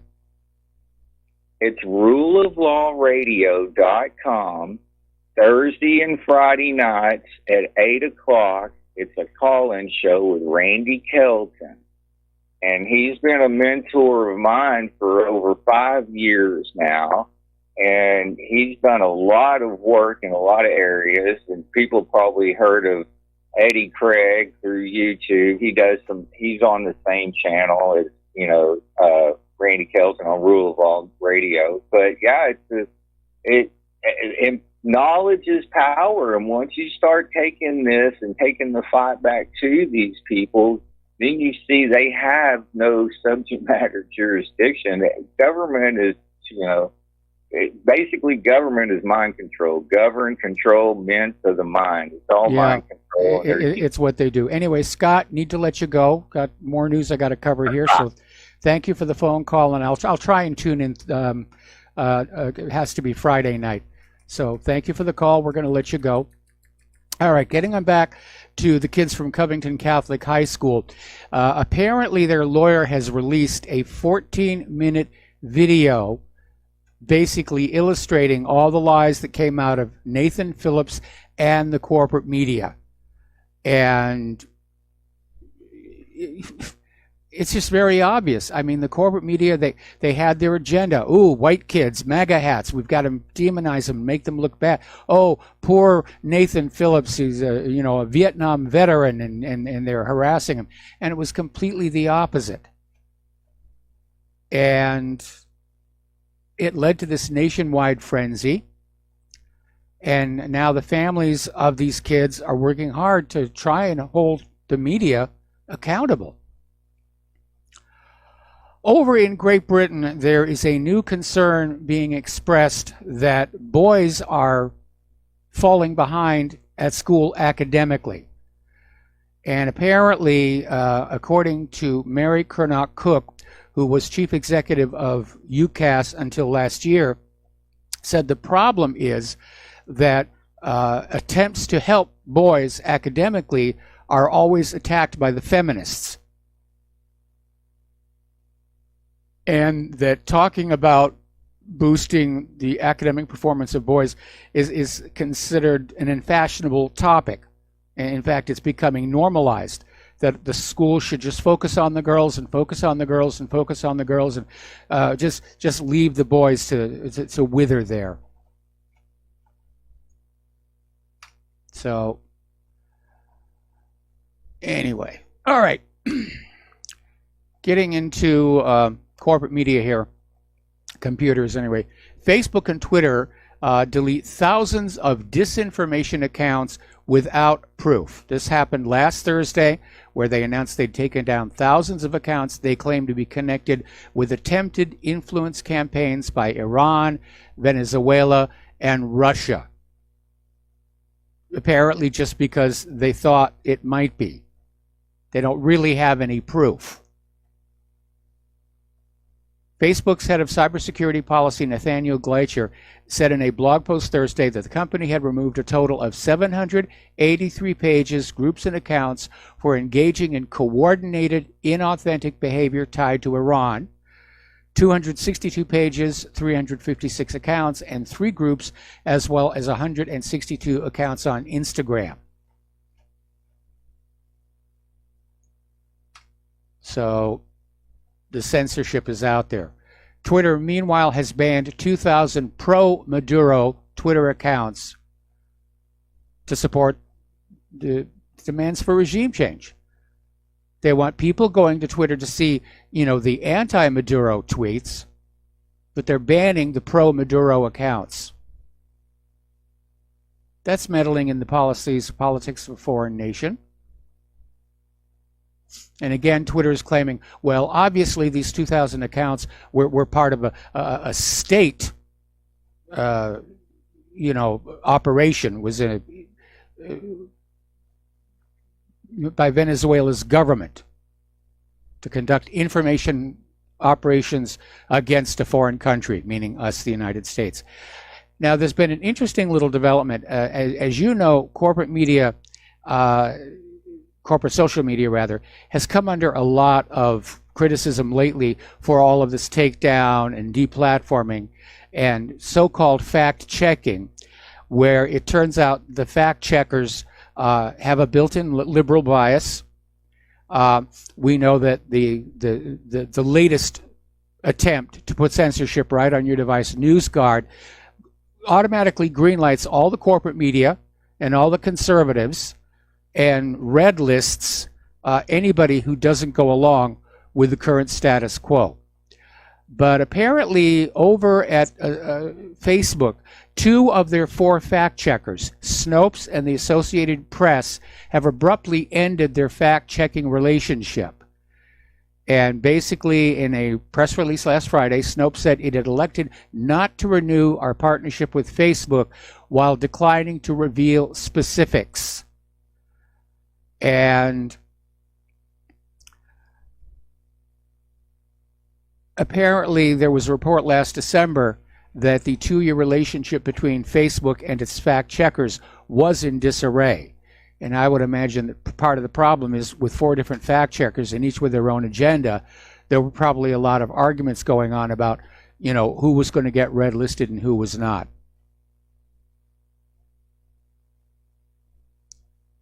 Anyway, I don't use social media anymore. My wife is starting to. I have to have some lessons about that. Now, over in Russia, a company called Rostek, they're launching sales of Russia's new crypto phone, which is billed as being immune to hacking and wiretapping. And sales of the phone have started in Russia. Apparently the price of the device, it's not cheap. It's $1,200. But the phone is commercially available. And I imagine that probably the NSA are going to get very, very upset that there is yet another phone in the world that they can't break into, like the Huawei phones. Anyway. All right, let's talk about Kratom. As you know, the FDA wants to schedule Kratom, which is a naturally occurring plant with analgesic properties. If you take enough of it, it's also psychoactive. And the National Institute on Drug Abuse is pointing out there have been a few deaths, but that was definitely deliberate overdose on the part of people who wanted to see flying pigs or something. So the biggest problem with Kratom, of course, is that it cuts into the money being made by the opiates. And so the FDA is caving into Big Pharma, and they're talking about banning it and scheduling it in order to protect Big Pharma profits. But there is a mounting pushback. Quite a bit like when the FDA tried to schedule nanosilver or colloidal silver. And there was a public outcry, and the FDA said, oh, all right, you can have your nanosilver back. And we may see it here a little bit. Now, Claire has taken Kratom. It took her 3 months after her back accident to actually get to see a doctor. And the Kratom was the only thing we could actually get to deal with her pain. Now she's got other stuff that the doctor gave her. But it is very, very useful. And we had a caller who called in the other day talking about the Sackler family, who is getting incredibly rich pushing opiates on the American people. And there's now a lawsuit against Purdue Pharmaceutical and members of the Sackler family, saying that patients on higher dosages of OxyContin for long periods were at increased risk of serious side effects, including addiction. Yet they continued to promote the high doses as they yielded the most profit. And so it's all about the money, and they want to go on selling the opioids, and that's why they're opposed to kratom, or in fact they're opposed to any medication you can grow in your own backyard or make for yourself. The business model is to force you to buy everything that you need from some company somewhere. Drinking water, clothing, whatever. Now, the Environmental Protection Agency is refusing to limit 2 toxic chemicals that are found in drinking water. And apparently it's contaminating millions of Americans' tap water. And it's another failure by the Trump administration. So apparently the chemicals are known as PFOA and PFOS. They have been linked to kidney and testicular cancer, hypertension, and other ailments. Major chemical companies like 3M, as well as the Defense Department, would face billions of dollars in liability from aggressive efforts to regulate and clean up the chemical, which has contaminated groundwater near hundreds of military bases and chemical plants. But the Defense Department and 3M are getting off the hook. Getting back on to GMO, there was an article we ran it at whatreallyhappened.com. I don't have it included here, but it was basically saying that doctors across the United States are alarmed at the large sudden increase in adult food allergies. And that may be linked to more vaccines. It could be linked to GMO. Now, as you know, there's been a big fight over GMO labeling and people being able to know what they're eating. But the Codex Alimentarius Commission and its various committees throughout the world want different labeling because GMO has got a negative connotation. So the labeling they prefer is the word biofortified. That's what they're going to use where labeling of some kind is required. They're not going to put GMO on there. They're going to say it's biofortified. So that's the word you need to look at. And again, the danger here is that there's really been no long-term human studies of what happens when you eat GMO food. Now, obviously, when you're cooking your food, the DNA gets destroyed. The altered genes get destroyed. The risk lies in protein malformation. Because when they go into a crop food, a crop, and they alter a gene, they'll get a desired result.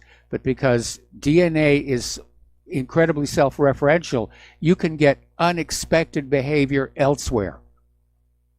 Other modified proteins that could cause harm and may not manifest for years. Okay, so as we get closer to the end of the show, let's talk a little bit about human-caused global warming. The Midwest and Northeast are being ravaged by the polar vortex. There's a major winter storm just came onto the West Coast. Illinois has recorded its coldest temperature on record. Aurora, Illinois has recorded the coldest afternoon on record. Mail deliveries and flights have been canceled. Governors in Illinois, Wisconsin, and Michigan have declared emergencies. That's how serious it is.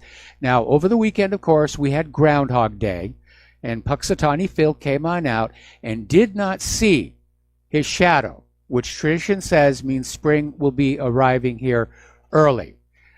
I don't really have a lot of confidence in the groundhog this year, but we'll see what happens with that.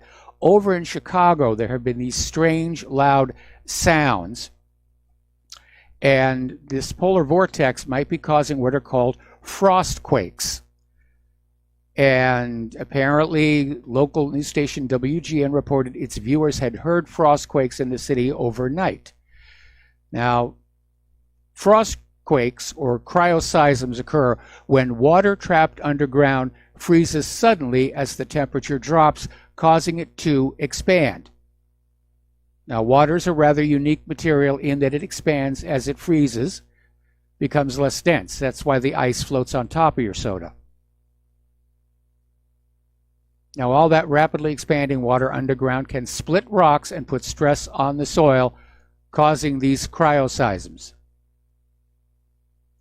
So it is really, really cold there. In fact, Chicago right now is colder than Antarctica.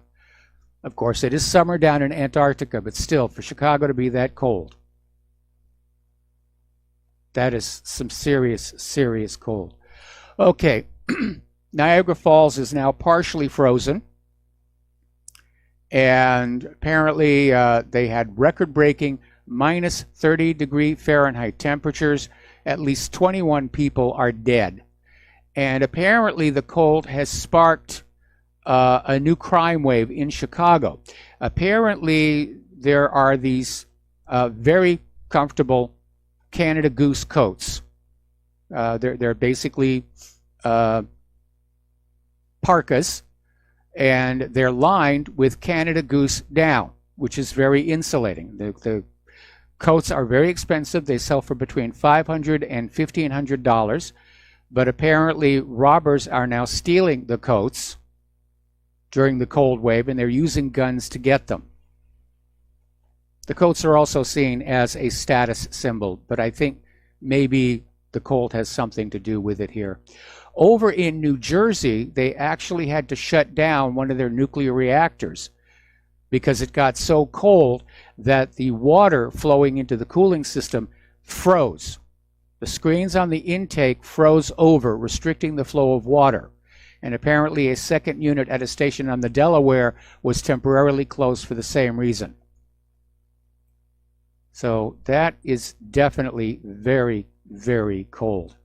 And I've got family up there in New England, and they're saying that, yeah, this is one of the worst winters they remember ever seeing.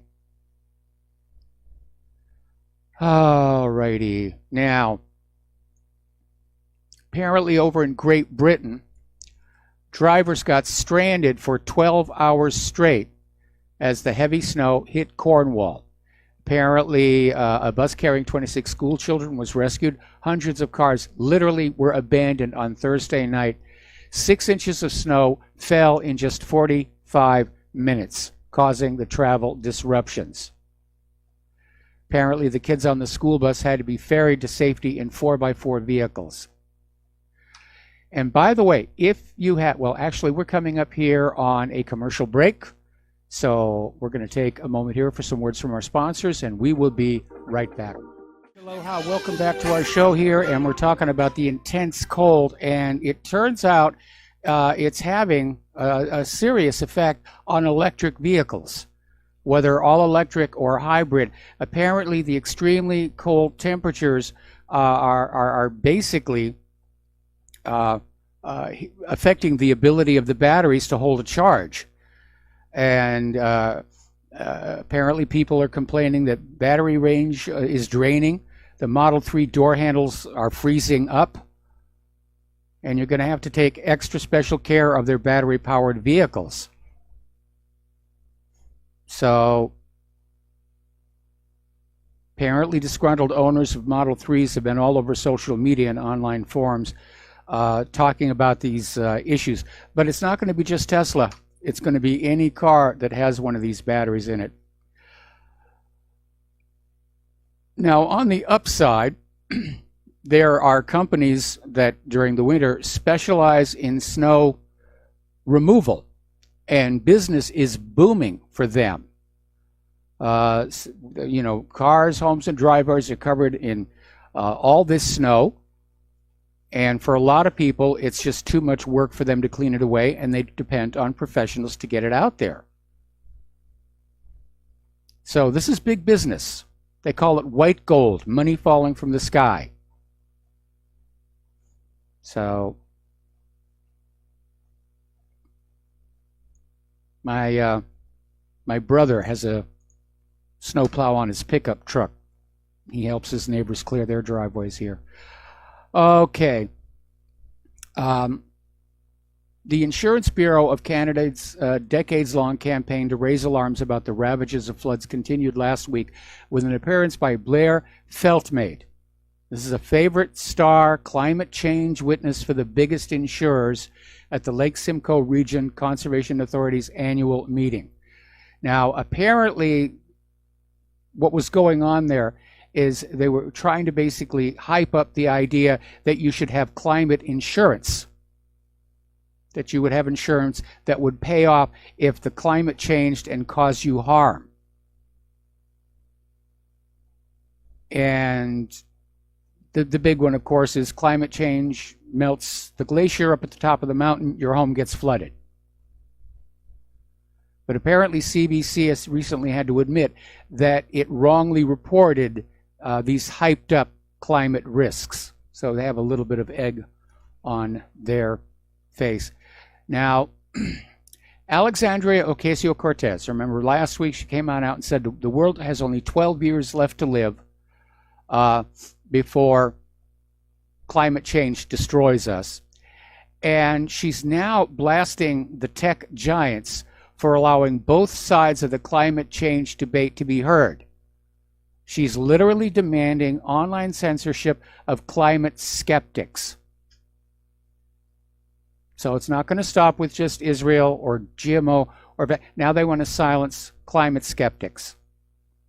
And all we're doing, we're asking some very reasonable questions, like if the world is getting warmer, why are we getting these hard winters? And by the way, I did see an article in the corporate media where they were trying to explain how the polar vortex is caused by, you know, the Arctic getting so hot, and that's what brings cold air down here. And it really doesn't make much sense at all. I mean, the Arctic ice mass has set a new record. And we know what's going on. We know that the sun is going into a new modern minimum, or they're calling it the grand solar minimum. It's going to be with us for a few years here. The global warming carbon Nazis do not want to give up. Now, Rachel Maddow, a lot of people like her. I used to, not as much anymore.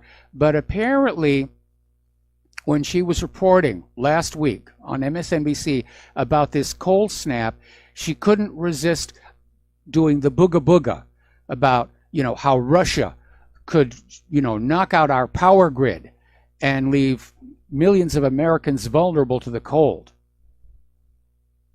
So she was out there doing that booga booga, and it led Pace Magazine to lead their story with, has Rachel Maddow entered her InfoWars period? And I don't think it's a fair comparison, but for Rachel Maddow to do that, yeah, I mean, can't you just leave Russia alone and report on the weather? Okay. Okay, now the hard reality is CO2 Science brought up a paper in Nature Communications using satellite images.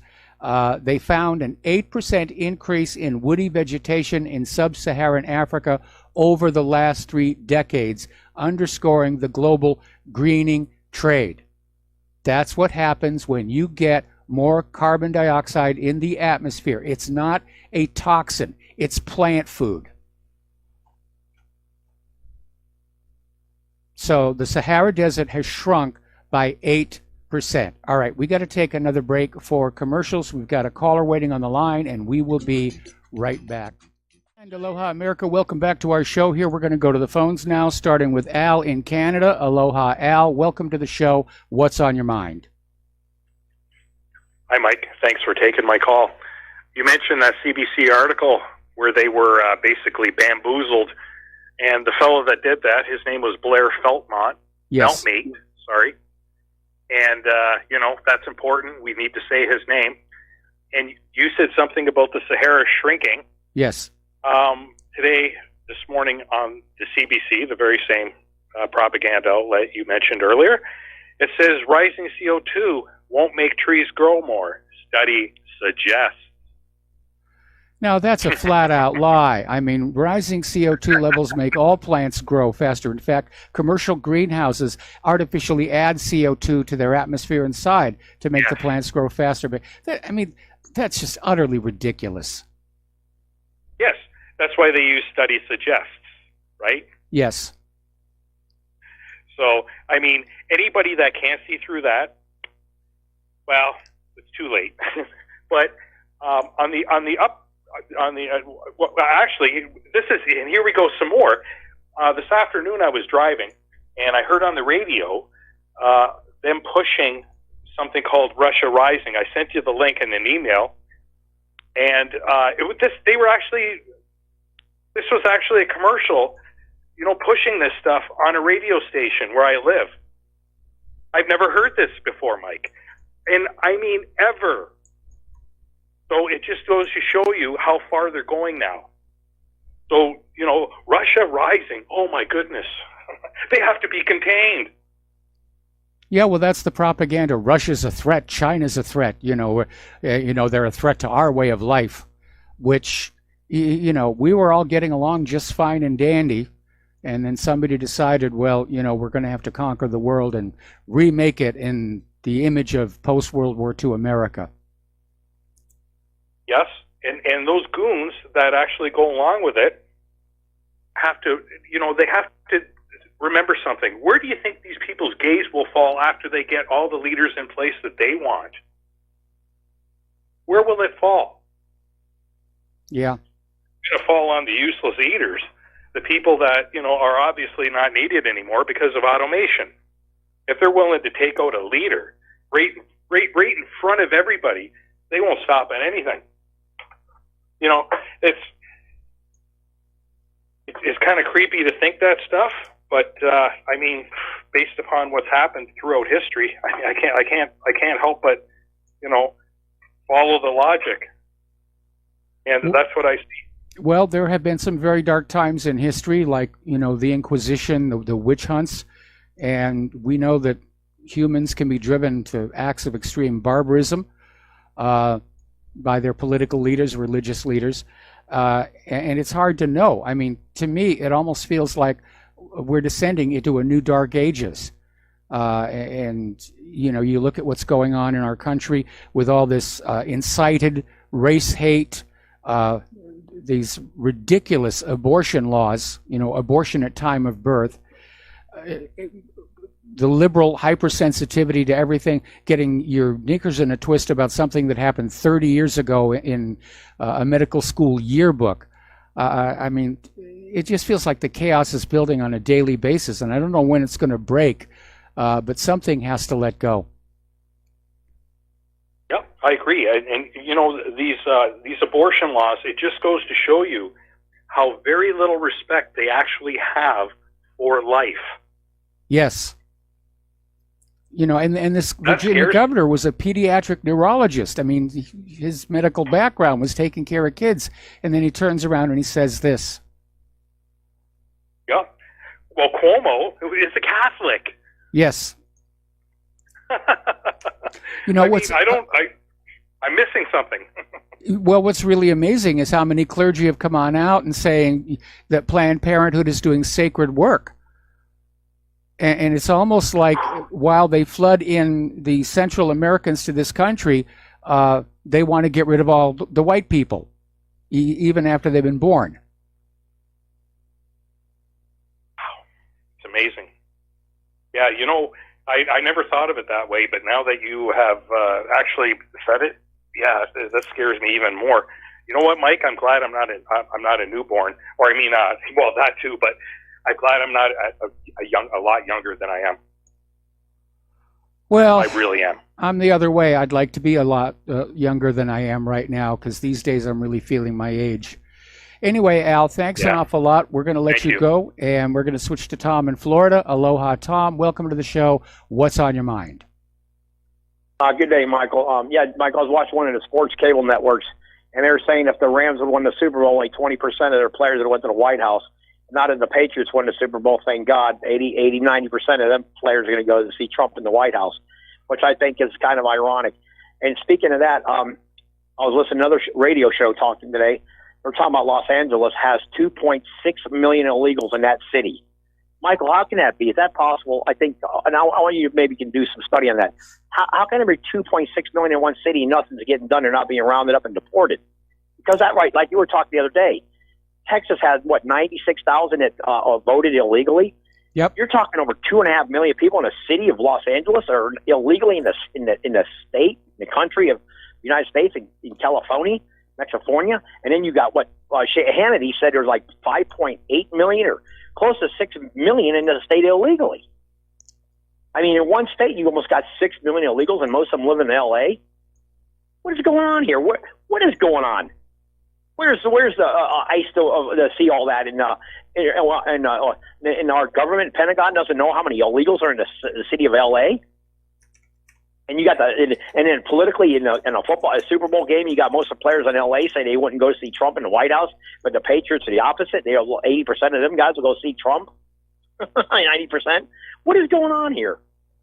I mean, you talk about a country divided. And Michael, the reason I really called your show is I wanted to ask you, because you're pretty good at this, what's going to happen with England with Brexit? I heard something about the Queen might have to step down or something. What did I hear about? Something about the Queen might have to. Well, the Queen is starting to get involved. You know, she's playing the role of, matriarch, saying, "Children, please play nice." But there is some talk that the Queen may get dragged into the Brexit debate. Now, there's nothing about Brexit that would make the Queen step down. Theresa May, on the other hand, she may be looking at a pink slip. Yeah, but Michael, England's been invaded by Muslims. London, I heard London is almost 70% Muslim. Yep. The mayor's a Muslim, and the Queen better watch out because it's like when they built the wall around the Vatican. Why did they build the wall around the Vatican? To keep the Moors out, wasn't it? Yes. That was to keep the Moors from invading Rome and sacking the place. Well, it was for general protection. That was one of the reasons. But if you look at the history of the papacy, the Pope always had to be concerned about making a mistake and the congregation deciding, to whack him. And if you ever visit the Vatican, and in fact, it's even in the movie Angels and Demons, where there's this little over the street walkway. It goes for a couple of blocks from the Vatican itself to the Castle San Angelo, which was used as a fortress and a prison. And that's where the Pope could hold on up if he outraged the congregation. Yeah, well, Michael, let me ask you. Tomorrow, Trump's going to give the speech. Yes. I think Wednesday he's got to build the wall. I tell you, bring the Army Corps of Engineers, build the wall, and he literally can't give DACA. DACA cannot be given. He's got to say, I rescind DACA, everybody's going back. Yeah. I tell you, if they cave in on this, it's going to be over for like you were mentioning, it's going to be over for the Anglos in this country. I really believe that. Well, if Trump doesn't get these illegal voters, it's all sheer numbers. If Trump doesn't get these illegal voters to stop voting, we're going to become a one-party nation like the former Soviet Union, because the GOP is just going to fade away. Definitely, Michael. And I know a few people where I'm at. They are Venezuelan, and they do love this country, but they love their country even more, and they want to go back there to a free society where they have a democracy. But I know I've talked to some Venezuelans that I know, and yeah, they love everything the United States has done for them. They don't want to be here. They want to go back to their country and make it great, like Trump's trying to do here. As far as being proud of your nationality, your nationalism, your flag, and everything. But they're being here because of communism. They keep saying that Venezuela, that's not socialism, that's communism. That's a dictatorship, and most of the people in Venezuela are starving. I mean, Venezuela's been targeted by, decades of U.S. economic war. I mean, this goes back to when Hugo Chavez was there. And the issues were that Venezuela was selling its oil for currencies other than the dollar. They were actually able to sell oil in the United States for less than American oil companies could. And I remember there was the last time that we had a really hard winter, Venezuela actually donated fuel oil to make sure that everybody had heating in the United States. That's right. I remember that. Mm-hmm. But, Michael, what really is the most mind-blowing thing to me is when you got guys like Schumer and Pelosi, and you got Netanyahu in Israel telling Trump, "Oh, our wall works perfect, but we can't have you." But Pelosi and Schumer are saying you can't have a wall in the southern border of the United States. But here you got this guy Netanyahu, the Prime Minister of Israel, saying our wall looks perfect. Well, why don't we use their plans and then build the same wall they got? Have the same technology as Israel. Yeah, I mean, my point. That would certainly make a lot of sense. I mean, look at the wall along Mexico's southern border. Look at the one that got built basically across Europe. It's just basically, chain link fence with concertina wire on the top, and it's going to be very, very difficult to get over. But the problem is we've got to do something. We can't just go on the way we are right now. We're talking, literally $1 trillion hit to our economy. We're talking threat to public health from all these illnesses that used to be eradicated in this country, and they're coming back in, and the doctors are really happy because it means they can sell more medicine. But it's not good for the American Michael, people. Sorry? Yeah, Michael, one more thing. This governor of Virginia, Michael, the Republican Party had pictures of him, I guess, when they were running against this guy, but they didn't release him. And this guy he got elected as the governor, and now you got the lieutenant governor. He has a sexual harassment charge on him. And these people in Virginia, which used to be a kind of a red state, now it's a total blue state. I wonder what's going to happen now. And the Republicans actually sold their own guy out because they want to release a picture of this guy in blackface or something. I heard that story on Breitbart yesterday, I think it was, and they're talking about this. The GOP knew that this guy had a picture about that, but they would release it. So I'm wondering what's going to happen with that story. That's another crazy story I've heard on Breitbart. Gee whiz. Well, okay. The last I've heard is Democrats are calling on the governor to resign. He's saying he won't resign, so we'll see where that goes. Right. All right, thank you, Michael. All right, thanks an awful lot. We're going to let you go. The phone lines are open again. Getting on back to the news here. Apparently, there was maybe a slip-up. But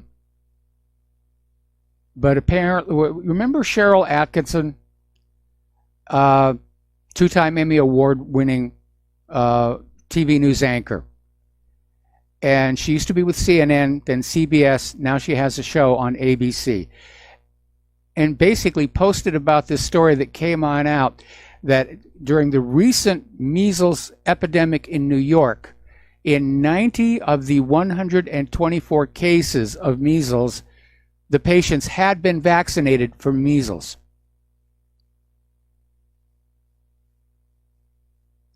And again, it raises the possibility. Are these attenuated pathogens actually producing a herd immunity? Is herd immunity even real? Or are these vaccines actually causing illness?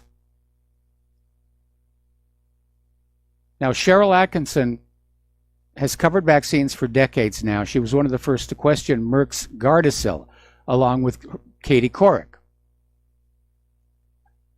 So, all right, getting on down to Africa, the Ebola outbreak in the Democratic Republic of Congo continues to worsen. And they're saying it's absolutely vital that everybody be prepared.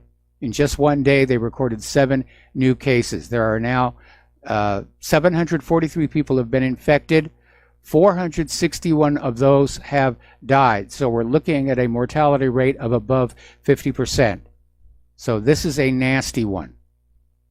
It's not as bad as the Mayinga. That one was a slate wiper, better than 90% mortality. The real concern that they have in the Democratic Republic of the Congo and the World Health Organization is how many of these infected people are getting close or already in urban areas that are also transportation hubs. And because of all the violence in the region, it's been hard to contain infected people because they're always running. They're running to stay safe from the violence here. Apparently in South Sudan, they're now using Merck's unlicensed trial vaccine for Ebola. And this began just about a week ago. And they're concerned that the disease is going to cross the border. Alrighty, do you remember the X-37B? That's that cute little robotic space shuttle. Looks like the baby brother to the original space shuttle, but it's unmanned. Still got the tiles all over it. It has now spent 500 days in orbit. And of course, we still have no idea what it's doing up there. There is a suggestion that it is going to be a future part of the U.S. Space Force that Donald Trump has been talking about. So, anyway. Remember that big meteor that came down over Russia a couple of years ago? Shattered windows, shockwaves all over. They had one come down over western Cuba, and it was loud enough to be heard in the Florida Keys. And it also shattered windows, made extremely loud sounds. Somebody's throwing rocks at us up there. All right, we're coming up here on our last commercial break, followed by our last segment of today's program, and we will be right back. And aloha, America. Welcome back to our show here, last segment of our program today. And if you ever go to London, and I know it's kind of dicey under current events, but if you go, you have to make a point of visiting the British Museum. And you'll see a lot of very wonderful things, let's be honest, looted from around the world. And among them are what are called the Elgin marbles. And the Elgin marbles used to be the carved statue decorations at the top of the Parthenon. And Britain basically took them, brought them back to the museum. They're on display there, and you can see them. Greece, of course, has been asking for them back, saying that, you know, it's their cultural treasure, and Great Britain basically committed a crime in stealing them. And, of course, this all happened back in the 1800s. But the British Museum director, Hartwig Fisher, drew a backlash for saying that the removal of the marbles from Greece was a creative act and they won't be returned. He's saying that the shifting of the marbles from their original environment is also a creative act. Now, apparently,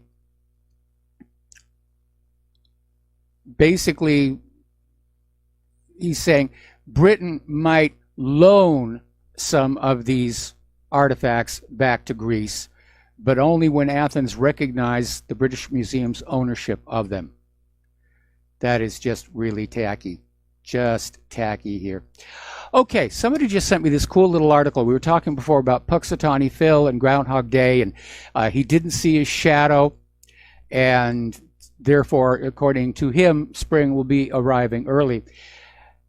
And apparently, this is a serious enough subject where somebody's been keeping track of whether Phil is accurate or not, and as it turns out, not very. In fact, Phil is right 39% of the time, which means effectively he's guessing, or whoever's holding him is guessing, because all the groundhog does is sit there and squirm in the gloves. And it really is a matter of, is it cloudy? He doesn't see a shadow. Is the sun out? He sees a shadow. Now, in my family in New Hampshire, Groundhog Day was a big deal. We would have Groundhog Day cakes. Little tinfoil groundhog covered with chocolate frosting on that. But apparently Phil is not very good as a climatologist or a weather predictor. I think the cold is going to continue, and I think you should all be, if you live in the Midwest, if you live in the Northeast where all of this is happening, you should be really taking care of preparations. Be prepared. Don't take a chance going outside without proper warm clothing. People have literally frozen solid in this cold. So be careful. We need all of you. Okay, there's the music. Time for me to I got to Jim Goddard this morning. stay tuned for John Stadmiller. I'm sure he's going to have a lot of interesting things to share with you. Please take what you learn here, share it with everybody that you know, and donate to RBN, donate to What Really Happened. We'll see you tomorrow. Aloha, America.